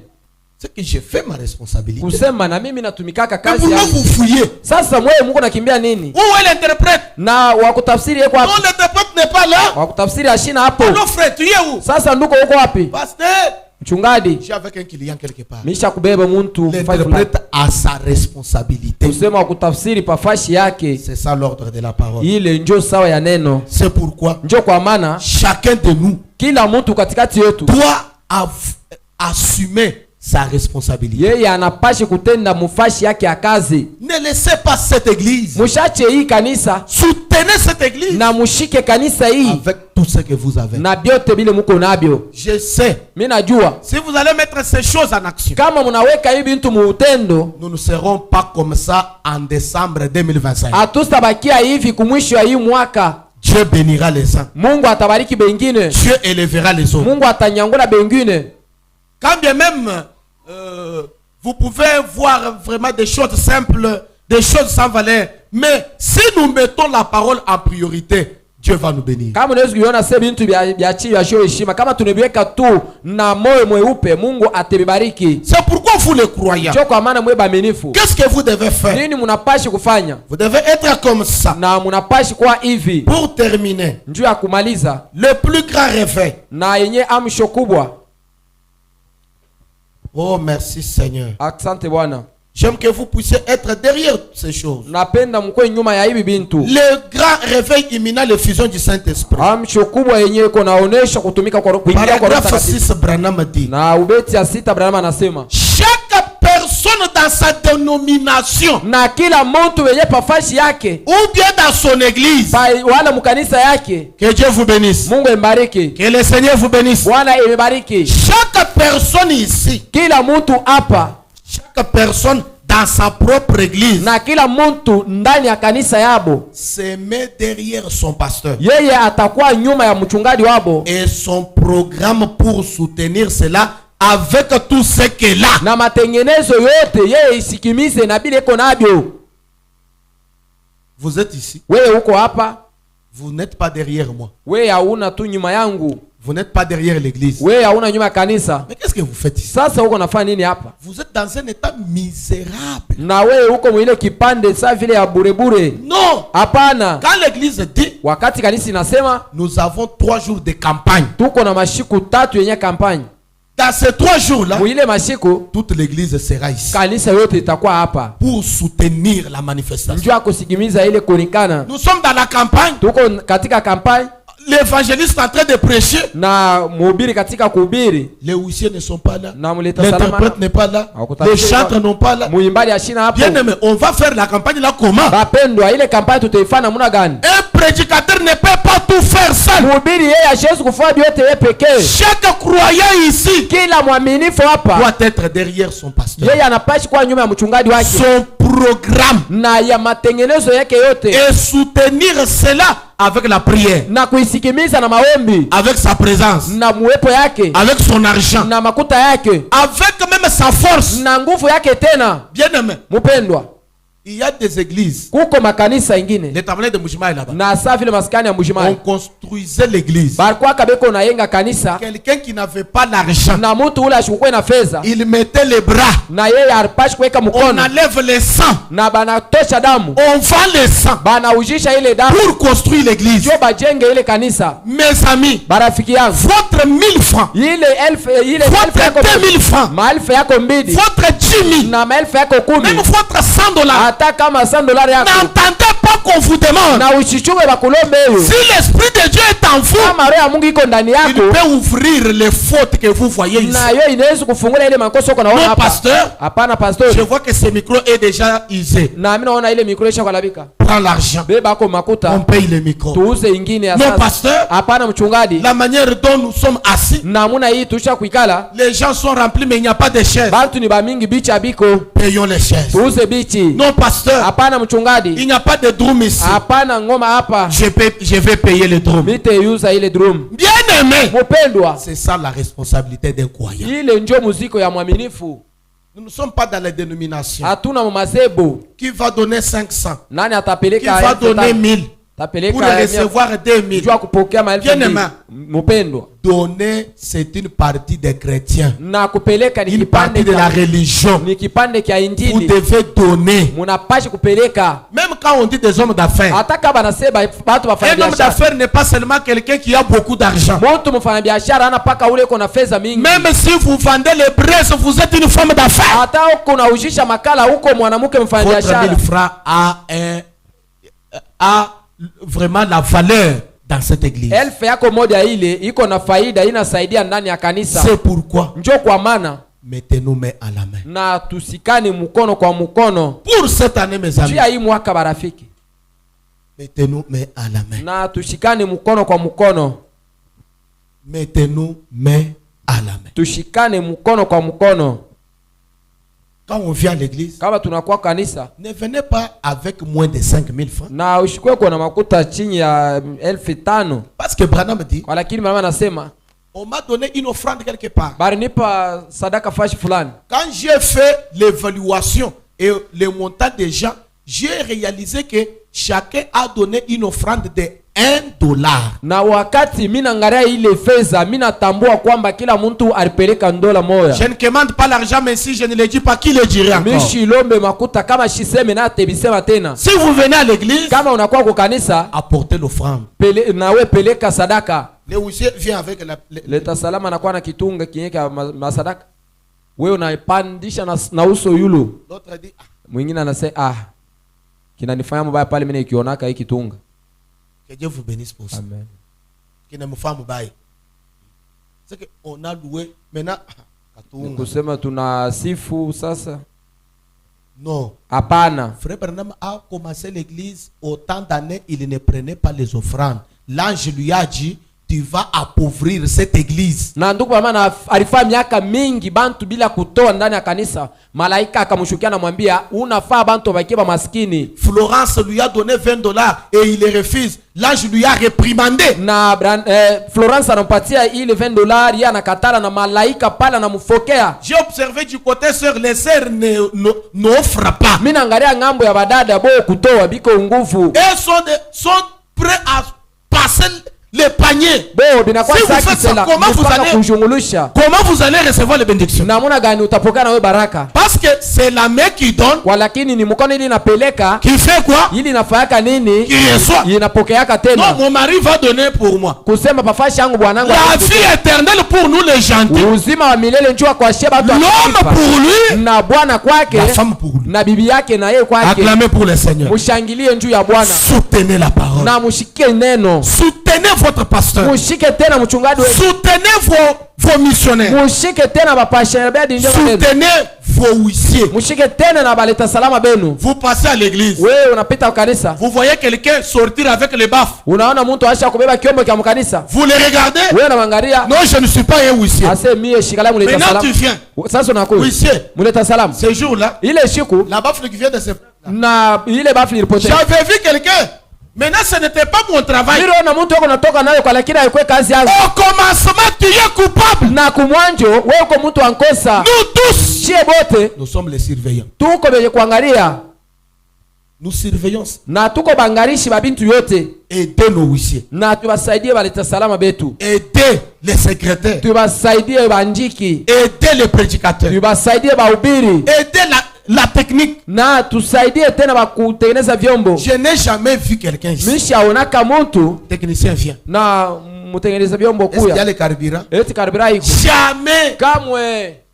Jamais. Kamwe. Maintenant, quand vous avez deuil dans la famille, Sasa wakati uko Allô? na kilio, halo. Sanduku est quoi? Bon, comme vous savez, viens prendre. Unajua ile sanduku haina yako kwa beba makuta.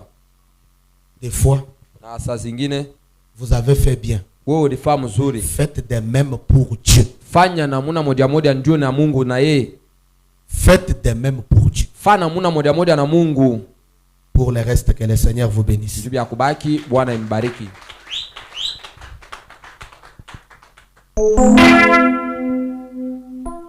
Nous allons prier ensemble avec ce que je vais faire ici. Tutaomba pamoja na hivi mitafanya. Nous allons nous mettre debout. Tutashimama bwima.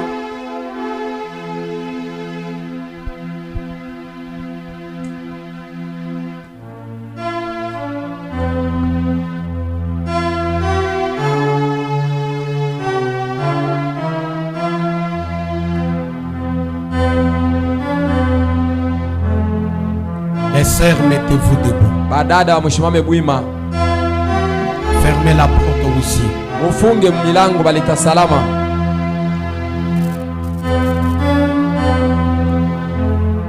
Nous allons prier pour nos finances. Tutaomba njoo ya mafedha yetu, nos activités. Na biashara yetu. Seigneur, Bwana, si je ne suis pas béni jusqu'à là, kama sina mwenye kubarikiwa na hapa, parce que mimi kuna mkono béton, c'est parce que je ne donne pas, je ne libère pas. Je ne donne pas à toi. Na mishipelekake kwako. David dit, Daudi anasema, les choses que nous te donnons, vitu vile tunakupaka, ça vient de toi. Na vinatokeaka paka kwako. Et nous les remettons à toi. Na tunabirudisha tena kwako. Seigneur, Bwana, fais que si tu me donnes quelque chose, ouvre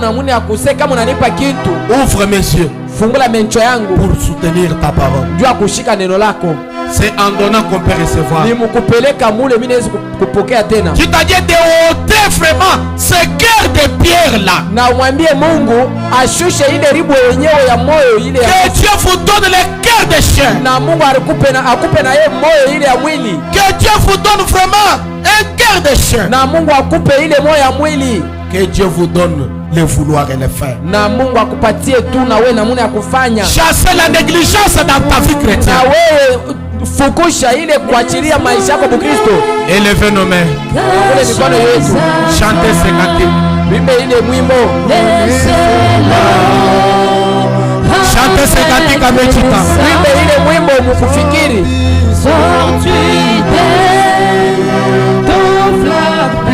Il est le rocher d'âge. Celui qui donne sans relâche. Mais sauver, mais rendre guide. Alléluia. C'est là. Jamais. Alléluia. Que mon zèle ne s'éteint point. Oh Jésus, c'est la note par mon péché. Oh Jésus, c'est toi seul qui dois sauver. Oh oui, et ma mère ne t'offre rien. Oh oui, je ne m'attache qu'à ta croix. Alors que j'aspire sur. Méditez sur ce que vous avez dit. À mes yeux se fermeront. Alléluia. Et quand je me révélerai, oh Jésus, je te verrai sur ton corps. Oh Shaddai, oh Shaddai, va dire pour moi.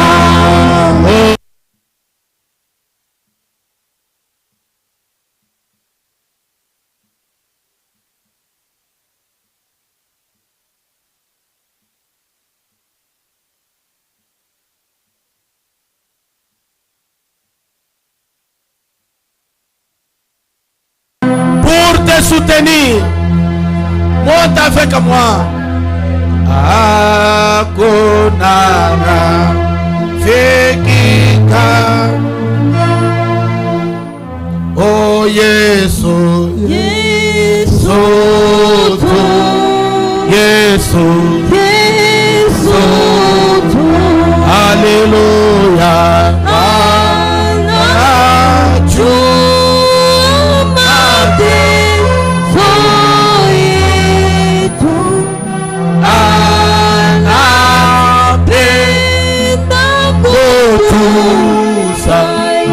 puisse le Seigneur.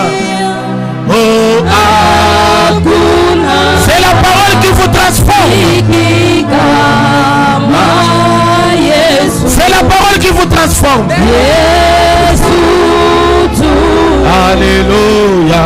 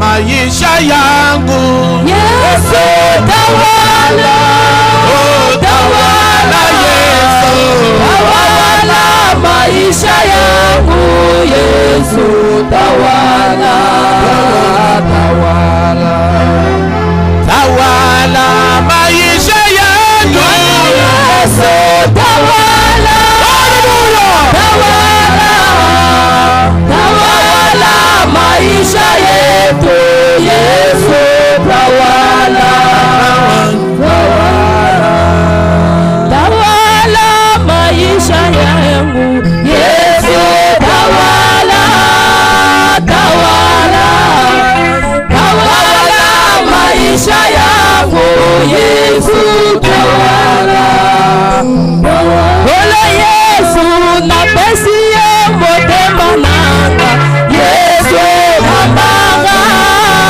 kambaga na pesi motema nanga Yesu tawala, olo Yesu na pesi satemanga Yesu tawala, tawala na pesi satemanga Yesu tawala, Yesu tawala, Yesu ani shitulula somboluwani Yesu shitulula, shitulula gogo, shitulula somboluwani Yesu shitulula, wajinanga musha nenuma mwika Yesu musha, musha gogo, musha nenuma webo Yesu musha,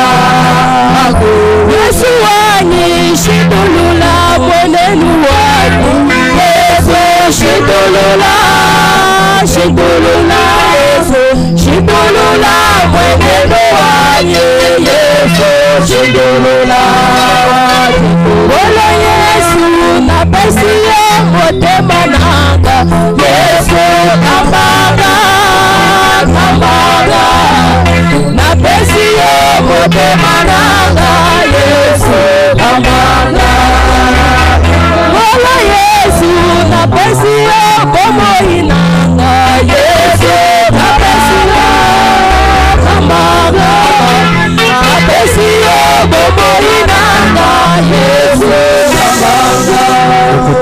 Shikia. On prie debout ou à genoux les sœurs. Mettez-vous debout, on ne prie pas assis. Ayez du respect pour Dieu. Si tu es malade, mettez la main où tu as des douleurs. Nous avons un Dieu qui guérit. Je vais prier pour que ces douleurs vous quittent. Si tu as prié pour les finances, tout d'abord prier et demander pardon à Dieu pour l'argent de Dieu que tu as volé, que tu as consommé. Jua ile makuta yote ya Mungu uriba ile Vous ulitumikisha. avez consommé beaucoup d'argent de Dieu. Ulitumikisha makuta mingi ya menya ya Mungu. Ton argent ne soutient pas Dieu. Makuta yako haisikimizake kazi C'est ya Mungu. pourquoi le ciel ferme sa pluie pour vous. Ndio kwa maana mbingu inafunga Demandez, Seigneur, je te demande pardon. Je m'engage Mungu nakulomba usamee na mimi afin que ma vie change, njoo ya maisha yangu que je bariki. commence à te soutenir. Na nianze kushikimiza. Pendant qu'on est en train de frédoler, Na wakati uko naimba chini chini j'ai prié niko naomba pour des douleurs, njoo ya maumivu, des maladies. magonjwa, Et je vais prier na mitaomba pour faire déverser une pluie de la bénédiction. kwa kuvuisha kunyeshisha mvula ya mabaraka. Écoutez, Shikia, Seigneur Dieu Tout-Puissant, tu es l'auteur de cette parole. Tu es la gloire de la Shekinah. Tu es celui qui m'a dit, je suis le Dieu guérisseur de toutes vos maladies. Ce matin, si quelqu'un est malade, toi la maladie, je te réprimande par la commission de l'âme du Seigneur. Sors dans le corps de mon frère et ma soeur. Au nom de Jésus. Il est écrit, par tes maîtres sûrs, nous sommes guéris.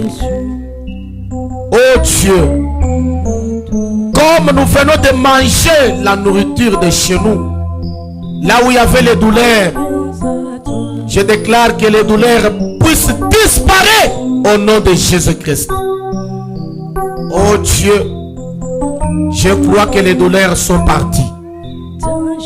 Je crois que la maladie a quitté. Même si tu avais des douleurs, commence à faire des gymnastiques. Secouez là où ça faisait mal. Que les douleurs sortent. Sortez au nom de Jésus-Christ. Merci Seigneur. J'ai pris. Tu m'as donné cet ange de finances pour bénir tes enfants. Quelqu'un qui voyait des complications, des blocages, au nom de Jésus-Christ, que cela quitte sa vie financière. Père Céleste, qu'une porte puisse s'ouvrir au nom de Jésus-Christ. Seigneur Jésus, que le travail des mains puisse progresser. Pour cette année, Seigneur, change la manière de bénir tes enfants. Que celui qui trouvait 10%, qu'il puisse trouver 100%. Seigneur Jésus, que celui qui ne pouvait pas contempler ta grâce, je veux maintenant indiquer l'ange du Seigneur jusque là où il y a le travail de mon frère. Que celui qui a introduit la demande, oh Dieu, peu importe la lettre, oh Dieu Tout-Puissant, l'endroit où ça se trouve, que l'ange puisse valider cela au nom de Jésus-Christ.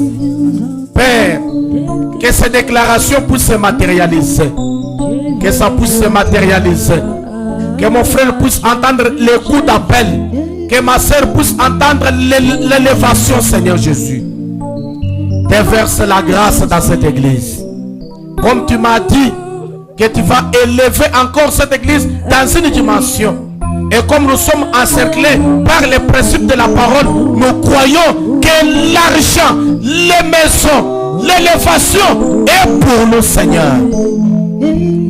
Donne le Saint-Esprit à celui qui n'en a pas. Même si celui qui avait la soif de t'écouter, de te sentir, qu'il te reçoive maintenant dans sa vie au nom de Jésus. Merci Seigneur. Pendant que nous allons nous asseoir,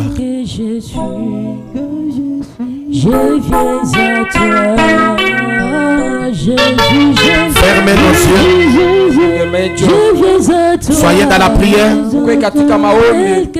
Merci Seigneur.